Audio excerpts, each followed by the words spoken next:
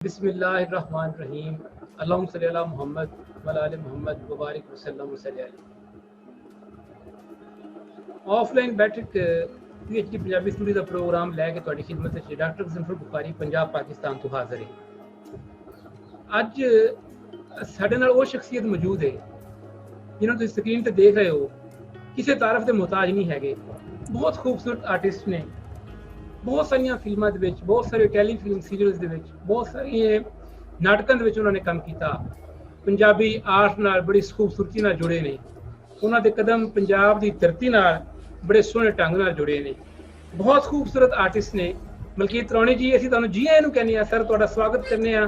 तुसीं बड़ा कीमती सानूं अपना टाइम दिता। असीं बहुत तुहाडा शुक्रिया अदा करने जी आइयां नूं कहने आ। बहुत बहुत मेहरबानी बुखारी साहब, मैं थोड़ा बहुत शुक्रगुजार हाँ कि मैनू पंजाब के जिहड़े भरा ने, प्यार करने वाले ने, सानू चाहने वाले लोग ने, मुहब्बत करने वाले लोग ने, उन्होंने रूबरू करन दा मतलब गलबात करन दा मौका दिता ते मैनू उन्हां नाल दिली सांझ पाउण दा मौका दिता। मैं बहुत मशकूर हाँ जी, शुक्रगुजार हाँ तुहाडा।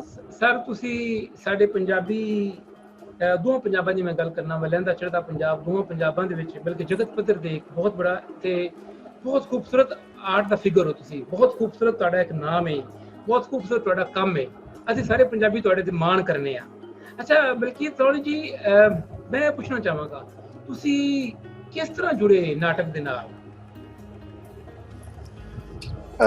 ਇਹ ਵਾਕਿਆਤ ਉਸ ਵਕਤ ਦਾ ਬੁਖਾਰੀ ਸਾਹਿਬ ਜਦੋਂ ਮੈਂ ਨਾ 6ਵੀਂ ਕਲਾਸ 'ਚ ਪੜ੍ਹਦਾ ਸਾਂ ਤੇ ਸਾਡੇ ਜਿਹੜੇ ਸਕੂਲ ਸੀ ਉਹਦੇ ਵਿੱਚ ਨਾ ਸਾਇੰਸ ਮੇਲੇ ਲੱਗਦੇ ਹੁੰਦੇ ਸੀ, ਜਾਂ ਬਾਲ ਸਭਾਵਾਂ ਕਹਿੰਦੇ, ਬਾਲ ਮੇਲੇ ਲੱਗਦੇ ਸੀ। ਬਾਲ ਮੇਲਿਆਂ ਦੇ ਵਿੱਚ ਕੀ ਹੁੰਦਾ ਸੀ ਕਿ ਬਾਹਰੋਂ ਲੋਕ ਕਿਤਾਬਾਂ ਦੀ ਐਗਜ਼ੀਬਿਸ਼ਨ ਲਾਉਂਦੇ ਸੀ, ਬਾਹਰੋਂ ਲੋਕ ਸਾਨੂੰ ਕੁਝ ਦੱਸਣ ਸਮਝਾਉਣ ਦੇ ਲਈ ਆਉਂਦੇ ਸੀ, ਜਾਂ ਸਾਇੰਸ ਦੇ ਨਾਲ ਸੰਬੰਧਿਤ ਕੁਝ ਗੱਲਾਂ ਸਮਝਾਉਣ ਲਈ ਆਉਂਦੇ ਸੀ ਸਾਇੰਸ ਮੇਲਿਆਂ ਦੇ ਵਿੱਚ। ਉਹਨਾਂ 'ਚ ਕੀ ਹੁੰਦਾ ਸੀ ਕਿ ਕੁਝ ਨਾਟਕਾਂ ਦੇ ਰਾਹੀਂ ਸਾਨੂੰ ਗੱਲਾਂ ਦੱਸੀਆਂ ਜਾਂਦੀਆਂ ਸਨ, ਸਮਝਾਈਆਂ ਜਾਂਦੀਆਂ ਸਨ, ਤਾਂ ਕਿ ਲੰਬਾ ਸਮਾਂ ਤੱਕ ਤੁਹਾਨੂੰ ਤਾਉਮਰ ਯਾਦ ਰਹਿਣ ਗੱਲਾਂ ਉਹ। ਤਾਂ ਹੋਇਆ ਇਹ ਕਿ ਸਾਡੇ ਸਕੂਲ ਦੇ ਵਿੱਚ ਜਿੱਥੇ ਮੈਂ ਪੜ੍ਹਦਾ ਸਾਂ, ਉਹ ਪਹਿਲੇ ਤੇ ਡਿਸਟ੍ਰਿਕਟ ਰੂਪਨਗਰ 'ਚ ਹੁੰਦਾ ਸੀ ਉਸ ਸਮੇਂ। ਅੱਜ ਕੱਲ੍ਹ ਉਹ ਜਗ੍ਹਾ ਨਵਾਂ ਜ਼ਿਲ੍ਹਾ ਬਣ ਗਿਆ, ਫਤਿਹਗੜ੍ਹ ਸਾਹਿਬ, ਉਹਦੇ ਵਿੱਚ ਆ ਗਈ ਹੈ। ਖੰਟ ਮਾਨਪੁਰ ਪਿੰਡ ਹੈ, ਬੱਬੂ ਮਾਨ ਵੀ ਇਸ ਪਿੰਡ ਦਾ ਹੀ ਹੈ। ਸੋ ਮੈਂ ਉਸ ਸਕੂਲ 'ਚ ਪੜ੍ਹਿਆ ਤੇ ਮੈਂ ਤੇ ਬੱਬੂ ਮਾਨ ਅਸੀਂ ਗੁਆਂਢੀ ਪਿੰਡ ਦੇ ਵਸਿੰਦੇ ਹਾਂ। ਸੋ ਉਸ ਸਕੂਲ ਜਦੋਂ ਪੜ੍ਹਦੇ ਸਾਂ ਤਾਂ ਉੱਥੇ ਨਾ 6ਵੀਂ ਕਲਾਸ ਜਦੋਂ ਖਤਮ ਹੋਣ ਲੱਗੀ ਸੀ, 7ਵੀਂ ਕਲਾਸ ਸ਼ੁਰੂ ਹੋਣੀ ਸਾਡੀ, ਤਾਂ ਸਾਡੇ ਇੱਕ ਸਾਇੰਸ ਮੇਲਾ ਲੱਗਿਆ। ਉਹਦੇ ਵਿੱਚ ਨਾਟਕ, ਸਾਇੰਸ ਮੇਲੇ ਵਿੱਚ ਨਾਟਕ ਕਰਨ ਦੇ ਲਈ ਸਰਦਾਰ ਗੁਰਸ਼ਰਨ ਸਿੰਘ, ਜਿਨ੍ਹਾਂ ਨੂੰ ਬਹੁਤ ਸਾਰੇ ਲੋਕ ਆਵਾਮ ਭਾਈ ਮੰਨਾ ਸਿੰਘ ਦੇ ਨਾਂ ਨਾਲ ਜਾਣਦੀ ਹੈ, ਬੇਸਿਕਲੀ ਉਹ ਇੰਜੀਨੀਅਰ ਸਨ। ਸੋ ਇਹ ਪਾਰਟੀਸ਼ਨ ਤੋਂ ਬਾਅਦ ਹਿੰਦੁਸਤਾਨ ਦੇ ਵਿੱਚ ਜਿਹੜਾ ਪਹਿਲਾ ਪ੍ਰੋਜੈਕਟ ਲੱਗਿਆ ਸੀ, ਉਸ ਪ੍ਰੋਜੈਕਟ ਨੂੰ ਭਾਖੜਾ ਡੈਮ ਕਿਹਾ ਜਾਂਦਾ, ਨੰਗਲ ਡੈਮ ਕਿਹਾ ਜਾਂਦਾ। ਉਹ ਸਾਡੇ ਜ਼ਿਲ੍ਹੇ ਦੇ ਰੋਪੜ ਦੇ ਵਿੱਚ ਹੀ ਲੱਗਿਆ ਸੀ। ਸੋ ਉਹ ਡੈਮ ਨੂੰ ਬਣਾਉਣ ਦੇ ਲਈ ਜਿਹੜੇ 5 ਇੰਜੀਨੀਅਰ ਚੁਣੇ ਗਏ ਸੀ, ਉਹਨਾਂ 'ਚ ਇੱਕ ਇੰਜੀਨੀਅਰ ਸਨ ਸਰਦਾਰ ਗੁਰਸ਼ਰਨ ਸਿੰਘ। ਸੋ ਗੁਰਸ਼ਰਨ ਸਿੰਘ ਪੂਰੀ ਦੱਸਦੇ ਹੁੰਦੇ ਸੀ ਸਾਨੂੰ, ਮੈਂ ਉਹਨਾਂ ਦਾ ਸ਼ਾਗਿਰਦ ਹਾਂ, ਉਹਨਾਂ ਦੇ ਨਾਲ ਹੀ ਕੰਮ ਕੀਤਾ, ਉਹਨਾਂ ਦੇ ਨਾਲ ਹੀ ਥੋੜ੍ਹੀ ਸਮਾਜ ਨੂੰ ਸਮਝਣ ਦੀ ਸੋਝੀ ਮੇਰੀ ਹੈ।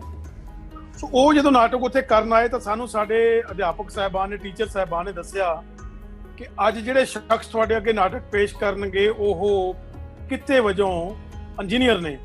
ਤਾਂ ਅਸੀਂ ਪੰਜਾਬੀ ਪੜ੍ਹਨ ਵਾਲੇ ਲੋਕ ਸਾਂ ਤੇ ਸਾਡੇ ਲਈ ਬੜੀ ਵੱਡੀ ਗੱਲ ਸੀ ਕਿ ਕੋਈ ਇੰਜੀਨੀਅਰ ਸਾਨੂੰ ਨਾਟਕ ਦਿਖਾਉਣ ਮਾਰਿਆ। ਸੋ ਅਸੀਂ ਕਿਹਾ ਇੰਜੀਨੀਅਰ ਬੰਦਾ ਨਾਟਕ ਕਰ ਰਿਹਾ, ਕਿਆ ਕਮਾਲ ਬਾਤ ਹੈ। ਤਾਂ ਸੋ ਫਿਰ ਇਹ ਵੀ ਦੱਸਿਆ ਗਿਆ ਕਿ ਇਹ ਉਹ ਇੰਜੀਨੀਅਰ ਬੰਦਾ ਹੈ। ਫਿਰ ਜਦੋਂ ਉਸ ਸ਼ਖਸ ਨੇ ਆ ਕੇ ਸਟੇਜ ਦੇ ਉੱਤੇ ਨਾਟਕ ਕੀਤਾ, ਉਹ ਨਾਟਕ ਲੋਕਾਂ ਦੀ ਭਾਸ਼ਾ ਦਾ ਨਾਟਕ ਸੀ, ਐਡੀ ਸਰਲ ਭਾਸ਼ਾ ਵਿੱਚ ਨਾਟਕ ਸੀ ਕਿ ਸਾਨੂੰ 6ਵੀਂ ਜਮਾਤ ਦੇ ਬੱਚਿਆਂ ਨੂੰ ਵੀ ਬਹੁਤ ਖੂਬੀ ਸਮਝ ਆ ਗਿਆ। ਸੋ ਮੈਂ ਉਸ ਦਿਨ ਤੋਂ ਸੰਕਲਪ ਲਿਆ, ਉਸ ਦਿਨ ਤੋਂ ਆਪਣੇ ਮਨ 'ਚ ਨਿਰਣਾ ਕੀਤਾ, ਸੰਕਲਪ ਕੀਤਾ ਕਿ ਇਹ ਕੰਮ ਬਹੁਤ ਕਮਾਲ ਦਾ ਹੈ, ਕਿ ਅੱਜ ਤੋਂ ਬਾਅਦ ਜ਼ਿੰਦਗੀ ਦਾ ਗੋਲ ਹੀ ਇਹ ਹੈ, ਇਹੀ ਕੰਮ ਕਰਨਾ, ਨਾਟਕ ਹੀ ਕਰਨਾ ਸਾਰੀ ਉਮਰ। ਸੋ ਮੈਂ ਉਹਨਾਂ ਬਜ਼ੁਰਗਾਂ ਨੂੰ ਮਿਲਿਆ ਤੇ ਮੈਂ ਆਖਿਆ ਕਿ ਮੈਂ ਵੀ ਤੁਹਾਡੀ ਤਰ੍ਹਾਂ ਨਾਟਕ ਕਰਨਾ ਚਾਹੁੰਦਾ। ਉਹ ਮੈਨੂੰ ਕਹਿੰਦੇ ਕਿ ਬੱਚੇ ਤੂੰ ਹਲੇ ਛੋਟਾ ਹੈ, ਤੈਨੂੰ ਪਹਿਲਾਂ ਪੜ੍ਹਨਾ ਚਾਹੀਦਾ ਹੈ। ਮੈਂ ਕਿਹਾ ਜੀ ਮੈਂ ਨਾਲ ਨਾਲ ਤਾਲੀਮ ਵੀ ਹਾਸਲ ਕਰਦਾ ਰਹਾਂਗਾ ਤੇ ਮੈਂ ਨਾਲ ਦੀ ਨਾਲ ਨਾਟਕ ਕਰਨਾ ਚਾਹੁੰਦਾ। ਫਿਰ ਉਹ ਕਹਿੰਦੇ ਠੀਕ ਹੈ ਜੀ। ਬਸ ਉਸ ਦਿਨ ਤੋਂ ਨਾਟਕਾਂ ਵੱਲ ਝੁਕਾਅ ਹੋਇਆ। 5-7 ਦੋਸਤ ਮਿੱਤਰ ਇਕੱਠੇ ਕੀਤੇ, ਪਿੰਡ ਵਿੱਚ ਨਾਟਕ ਕਰਨਾ ਸ਼ੁਰੂ ਕੀਤਾ। ਇਸ ਤਰ੍ਹਾਂ ਫਿਰ ਜਦੋਂ ਅਗਲੀਆਂ ਜਮਾਤਾਂ 'ਚ ਪੜ੍ਹਦੇ ਗਏ ਤਾਂ ਉਹ ਸਾਡੇ ਕੋਲੋਂ ਜਿਹੜੀ ਚੰਡੀਗੜ੍ਹ ਤੇ ਲੁਧਿਆਣਾ ਰੋਡ ਹੈ ਉਹ ਮੇਰੇ ਸਕੂਲ ਦੇ ਅੱਗੋਂ ਦੀ ਲੰਘਦੀ ਹੁੰਦੀ ਸੀ। ਅੱਛਾ ਤਾਂ ਉਹਨਾਂ ਨੇ ਕਿਤੇ ਅੱਗੇ ਨਾਟਕ ਕਰਨ ਜਾਣਾ, ਮੋਗੇ ਨਾਟਕ ਕਰਨ ਜਾਣਾ, ਫਿਰੋਜ਼ਪੁਰ ਨਾਟਕ ਕਰਨ ਜਾਣਾ, ਉਸ ਰੋਡ ਤੋਂ ਲੰਘਣਾ ਜੀ, ਤਾਂ ਕਿਸੇ ਵਾਰ ਮੈਨੂੰ ਨਾਲ ਲੈ ਕੇ ਜਾਣਾ। ਸਹੀ। ਇਸ ਤਰ੍ਹਾਂ ਨਾਟਕਾਂ ਦਾ ਸਿਲਸਿਲਾ ਚੱਲ ਸ਼ੁਰੂ ਹੋਇਆ, ਸੋ ਅੱਜ ਤੱਕ ਚੱਲ ਰਿਹਾ ਜੀ। ਬਹੁਤ ਖੂਬਸੂਰਤ ਤਰੀਕੇ ਨਾਲ ਸ਼ੁਰੂ ਹੋਇਆ ਜੀ, ਤੇ ਬੁਲੰਦੀਆਂ ਤੋਂ ਤੁਸੀਂ ਲੈ ਗਏ, ਤੁਸੀਂ ਆਰਟ ਨੂੰ ਬੁਲੰਦੀਆਂ ਤੇ ਪਹੁੰਚਾ ਦਿੱਤਾ, ਡਰਾਮੇ ਦੇ ਆਰਟ ਨੂੰ, ਫਿਲਮ ਦੇ ਆਰਟ ਨੂੰ। ਤੁਸੀਂ ਜਿਹੜਾ ਕਰੈਕਟਰ ਹੈ, ਜਿਹੜਾ ਵੀ ਕਰੈਕਟਰ ਕਰਦੇ ਹੋ ਤੁਸੀਂ ਆਪ ਬਣਾਉਂਦੇ ਹੋ, ਬਹੁਤ ਸੋਹਣਾ, ਤੁਸੀਂ ਬਹੁਤ ਸੋਹਣਾ ਕੰਮ ਕਰਦੇ ਹੋ ਤੁਸੀਂ। ਅੱਛਾ, ਦਮੋਦਰ ਦਾਸ ਖੱਤਰੀ ਇੱਕ ਪੰਜਾਬੀ ਦਾ, ਮਲਕੀ ਦੌਣੇ ਜੀ ਬਹੁਤ ਖੂਬਸੂਰਤ ਕਿੱਸਾਕਾਰ ਹੈ, ਪਹਿਲਾ ਕਿੱਸਾਕਾਰ ਹੈ। ਉਹਨੇ ਹੀਰ ਰਾਂਝੇ ਦਾ ਕਿੱਸਾ ਲਿਖਿਆ ਦਮੋਦਰ ਦਾਸ ਨੇ। ਮੇਰਾ PhD ਵੀ ਉਸੇ ਹੀਰ ਉੱਤੇ ਹੀ ਹੈ। ਅੱਛਾ, ਉਹ ਜਦੋਂ ਹੀਰ ਨੂੰ ਲੈਣ ਲਈ ਬਰਾਤ ਹੁੰਦੀ ਹੈ, ਜੰਜ ਹੁੰਦੀ ਹੈ, ਤੇ ਰਾਂਝਾ ਸੰਡੇ ਤੇ ਚੜ ਕੇ ਉਹ ਬਰਾਤ ਨੂੰ ਜੀ ਆਇਆਂ ਨੂੰ ਕਰਨ ਜਾਂਦਾ ਹੈ। ਤੁਹਾਨੂੰ ਮੈਂ ਅਰਦਾਸ ਵਿੱਚ ਮੱਝ ਤੇ ਦੇਖਿਆ, ਬੜੀ ਹੈਰਾਨਗੀ ਹੋਈ ਕਿੱਦਾਂ ਦਾ ਜੀ।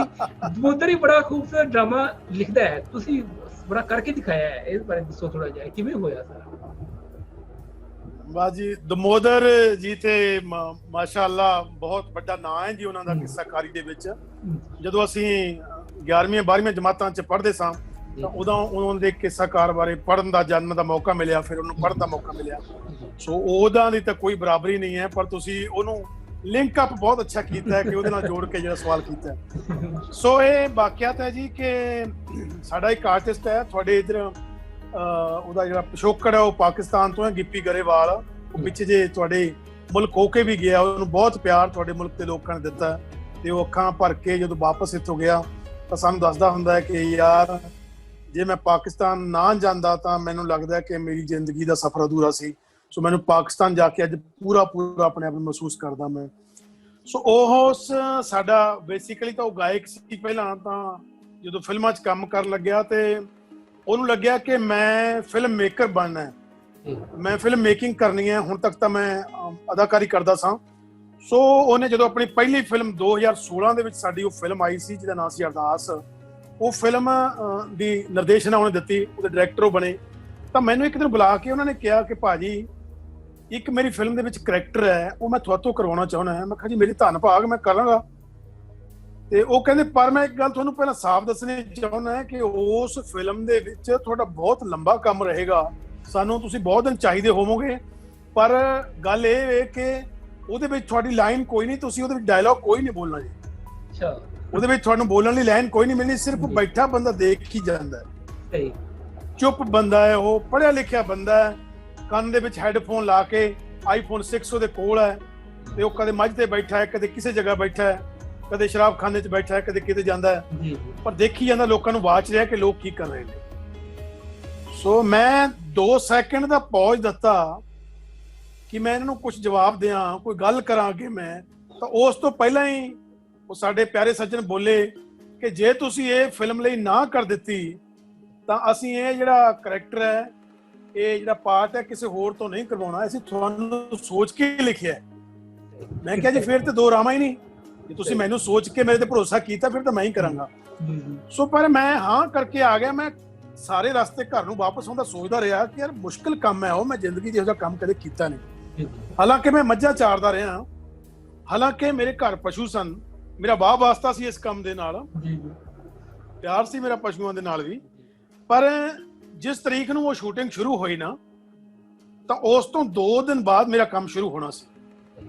ਪਰ ਮੈਂ ਉਸੇ ਦਿਨ, ਪਹਿਲੇ ਦਿਨ ਹੀ ਮੈਂ ਉੱਥੇ ਪਹੁੰਚਿਆ ਤੇ ਮੈਂ ਉਹਨਾਂ ਨੂੰ ਕਿਹਾ ਤੇ ਉਹ ਸ਼ੂਟਿੰਗ ਸ਼ੁਰੂ ਕੀਤੀ। ਸਭ ਨੇ ਇੱਕ ਦੂਜੇ ਨੂੰ ਮੁਬਾਰਕਬਾਦ ਦਿੱਤੀ, ਕੰਮ ਸ਼ੁਰੂ ਹੋਇਆ। ਬਹੁਤ ਅੱਛਾ, ਮੁਬਾਰਕਾਂ, ਮਾਸ਼ਾਅੱਲਾ, ਬਹੁਤ ਤਰੱਕੀ ਕਰੇ, ਬਹੁਤ ਸਾਡੀ ਫਿਲਮ ਸ਼ਾਨਦਾਰ ਬਣੇ। ਸੋ ਮੈਂ ਉਹਨਾਂ ਨੂੰ ਕਿਹਾ ਕਿ ਭਾਈ ਸਾਹਿਬ ਮੇਰਾ ਇੱਕ ਕੰਮ ਕਰ ਦਿਓ। ਕਹਿੰਦੇ ਕੀ ਕੰਮ ਹੈ? ਮੈਂ ਕਿਹਾ ਜੀ ਉਹ ਮੱਝ ਜਿਹੜੀ ਦੇ ਉੱਤੇ ਮੈਂ ਬੈਠਣਾ ਮੈਨੂੰ ਮੰਗਵਾ ਦਿਓ ਕਿਰਾ। ਅੱਛਾ। ਕਹਿੰਦੇ ਉਹ ਤੇ ਅਜੇ 2 ਦਿਨ ਬਾਅਦ ਕੰਮ ਸ਼ੁਰੂ ਹੋਣਾ ਹੈ। ਮੈਂ ਕਿਹਾ ਨਹੀਂ, ਕੰਮ 2 ਦਿਨ ਬਾਅਦ ਸ਼ੁਰੂ ਹੋਣਾ, ਪਰ ਮੈਂ ਆਪਣਾ ਕੰਮ ਅੱਜ ਹੀ ਸ਼ੁਰੂ ਕਰਨਾ ਚਾਹੁੰਦਾ। ਸੋ ਮੇਰੀ ਗੱਲ ਨੂੰ ਸਮਝ ਗਏ ਤੇ ਉਹਨਾਂ ਨੇ ਮੱਝ ਮੰਗਵਾ ਦਿੱਤੀ। ਸੋ ਪਹਿਲੇ ਦਿਨ, ਕਿਉਂਕਿ ਉੱਥੇ ਰੇਤਲੀ ਜਗ੍ਹਾ ਸੀ ਜਿੱਥੇ ਉਹ ਖੇਤਾਂ ਦੇ ਵਿੱਚ ਮੈਂ ਮੱਝ ਨੂੰ ਲੈ ਕੇ ਘੁੰਮਣ ਲਈ ਗਿਆ, ਤਾਂ ਕੀ ਹੋਇਆ ਤੇ ਮੈਂ ਜਦੋਂ ਪਹਿਲੀ ਵਾਰ ਮੱਝ ਦੇ ਉੱਤੇ ਬੈਠਾ ਥਾਪੀ ਮਾਰ ਕੇ, ਤੇ ਮੱਝ ਨੇ ਮੈਨੂੰ ਡੇਗਿਆ ਰੇਤ ਵਿੱਚ। ਫਿਰ ਉਸ ਤੋਂ ਬਾਅਦ ਮੈਨੂੰ ਪਤਾ ਸੀ ਕਿ ਪਸ਼ੂਆਂ ਦੇ ਨਾਲ, ਜਾਨਵਰ ਦੇ ਨਾਲ ਕਿਵੇਂ ਪਿਆਰ ਪਾਈਦਾ ਹੈ, ਕਿਉਂਕਿ ਮੇਰੇ ਘਰੇ ਵੀ ਮੱਝਾਂ ਸਨ, ਗਾਵਾਂ ਸਨ। ਸੋ ਫਿਰ ਮੈਂ ਹਰ ਦਿਨ ਜਦੋਂ ਵੀ ਸ਼ੂਟਿੰਗ ਤੇ ਜਾਣਾ ਉਹਨੂੰ ਘੁਮਾਉਣਾ ਫਿਰਾਉਣਾ, ਉਹਦੇ ਲਈ ਚਾਰਾ, ਉਹਦੇ ਲਈ ਖਲ, ਉਹਦੇ ਲਈ ਫੀਡ, ਉਹਦੇ ਲਈ ਤਾਰਾ ਮੀਰਾ, ਉਹਦੇ ਲਈ ਗੁੜ, ਉਹਦੇ ਲਈ ਕੋਈ ਨਾ ਕੋਈ ਸਮਾਨ ਉਹਦੇ ਲੈ ਕੇ ਜਾਣਾ। ਸੋ ਪੂਰੀ ਸ਼ੂਟਿੰਗ ਦੇ ਵਿੱਚ ਆਏਗਾ ਤੇ ਅੱਜ ਮੇਰੇ ਲਈ ਕੀ ਲੈ ਕੇ ਆਉਂਦਾ। ਸੋ ਇਸ ਤਰ੍ਹਾਂ ਕਰਕੇ ਅਸੀਂ ਮਜ਼ਾਕ ਕਰਦੇ ਹੁੰਦੇ ਸਾਂ ਇੱਕ ਦੂਜੇ ਨੂੰ। ਜਦੋਂ ਪਹਿਲੇ ਦਿਨ ਮੇਰੀ ਸ਼ੂਟਿੰਗ ਸ਼ੁਰੂ ਹੋਈ ਤਾਂ ਉਸ ਪਸ਼ੂ ਦੇ ਨਾਲ ਮੇਰਾ ਐਡਾ ਪਿਆਰ ਸੀ। ਸੋ ਬਹੁਤ ਸਾਰੇ ਲੋਕ ਸ਼ੂਟਿੰਗ ਦੇਖਣ ਲਈ ਉਸੇ ਨਗਰ ਦੇ ਵਿੱਚ ਇਕੱਠੇ ਹੋਏ। ਤਾਂ ਜਦੋਂ ਮੈਂ ਕੈਮਰਾਮੈਨ ਸਾਡੇ ਬਲਜੀਤ ਦਿਓ ਜੀ, ਮੈਂ ਉਹਨੂੰ ਕਿਹਾ, ਮੈਂ ਕਿਹਾ ਭਾਜੀ ਥੋੜਾ ਕੈਮਰਾ ਸੰਭਾਲ ਕੇ ਰੱਖਿਓ, ਪਸ਼ੂ ਫਿਰ ਪਸ਼ੂ ਹੁੰਦਾ, ਕਿਤੇ ਕੋਈ ਪ੍ਰੋਬਲਮ ਨਾ ਕ੍ਰੀਏਟ ਕਰੀ। ਉਹ ਕਹਿੰਦੇ ਕੋਈ ਗੱਲ ਨਹੀਂ ਦੇਖੋ। ਤੇ ਉਹਨਾਂ ਨੇ ਜਦੋਂ ਮੈਨੂੰ ਕੈਮਰਾ ਰੋਲ ਕਰਨ ਤੋਂ ਬਾਅਦ ਮੈਨੂੰ ਕਿਹਾ ਵੀ ਐਕਸ਼ਨ, ਮੈਂ ਮੱਝ ਦੇ ਉੱਤੇ ਬੈਠਾ ਸਾਂ, ਮੈਂ ਮੱਝ ਨੂੰ ਕਿਹਾ ਚੱਲ ਪੁੱਤ ਚੱਲ ਬਈ, ਤੇ ਉਹ ਚੱਲ ਪਈ ਬੜੇ ਆਰਾਮ ਦੇ ਨਾਲ। ਉਹ ਅੱਗੇ ਅੱਗੇ ਕੈਮਰਾ ਚੱਲ ਰਿਹਾ, ਉਹ ਮੱਝ ਬੜੇ ਆਰਾਮ ਨਾਲ ਚੱਲੀ ਜਾ ਰਹੀ ਹੈ। ਮੈਂ ਵੀ ਬੜੀ ਸ਼ਾਨ ਦੇ ਨਾਲ, ਜਦੋਂ ਕੋਈ ਬਾਦਸ਼ਾਹ ਬੈਠਾ ਹੁੰਦਾ ਕਿਸੇ ਬੜੀ ਸਵਾਰੀ ਉੱਤੇ, ਮੈਂ ਵੀ ਬੈਠਾ ਸਾਂ। ਸੋ ਮੱਝ ਆਏ ਗਲੀ ਦੇ ਵਿੱਚ ਨੂੰ ਉਸ ਰਸਤੇ ਦੇ ਵਿੱਚ ਨਿਕਲਦੀ ਜਾਂਦੀ ਹੈ। ਜਦੋਂ ਉਹਨਾਂ ਨੂੰ ਆਪਣਾ ਪੂਰਾ ਮਿਲ ਗਿਆ ਉਹ ਸ਼ਾਟ, ਉਹਨਾਂ ਨੇ ਕਿਹਾ ਵੀ ਓਕੇ ਕੱਟ ਡਨ ਹੈ। ਤਾਂ ਮੈਂ ਉਹਨੂੰ ਕਿਹਾ ਬਸ ਵੀ ਰੁਕ ਜਾ। ਉਦੋਂ ਹੀ ਰੁਕ ਗਈ। ਮੈਨੂੰ ਕੈਮਰਾਮੈਨ ਸਾਹਿਬ ਕਹਿੰਦੇ ਵਾਹ ਯਾਰ ਇਹ ਤਾਂ ਕਮਾਲ ਹੋ ਗਈ। ਮੈਂ ਉਹਨੂੰ ਮਜ਼ਾਕ ਚ ਆਖਿਆ, ਮੈਂ ਕਿਹਾ ਕਿਸੇ ਪਿਛਲੇ ਜ਼ਮਾਨੇ ਦੇ ਵਿੱਚ ਇਹ ਕੋਈ ਵੱਡੀ ਅਦਾਕਾਰਾ ਰਹੀ ਹੈ, ਇਸ ਕਰਕੇ ਆਪਣੀ ਜ਼ੁਬਾਨ ਸਮਝਦੀ ਹੈ। ਸੋ ਬੜਾ ਇੰਟਰਸਟਿੰਗ ਸੀ ਜੀ। ਉਹ ਮੇਰੇ ਲਈ ਆਪ ਲਈ ਇੱਕ ਨਵੀਂ ਚੀਜ਼ ਸੀ ਜਿਹਨੇ ਮੈਨੂੰ ਬਹੁਤ ਪਛਾਣ ਵੀ ਦਿੱਤੀ।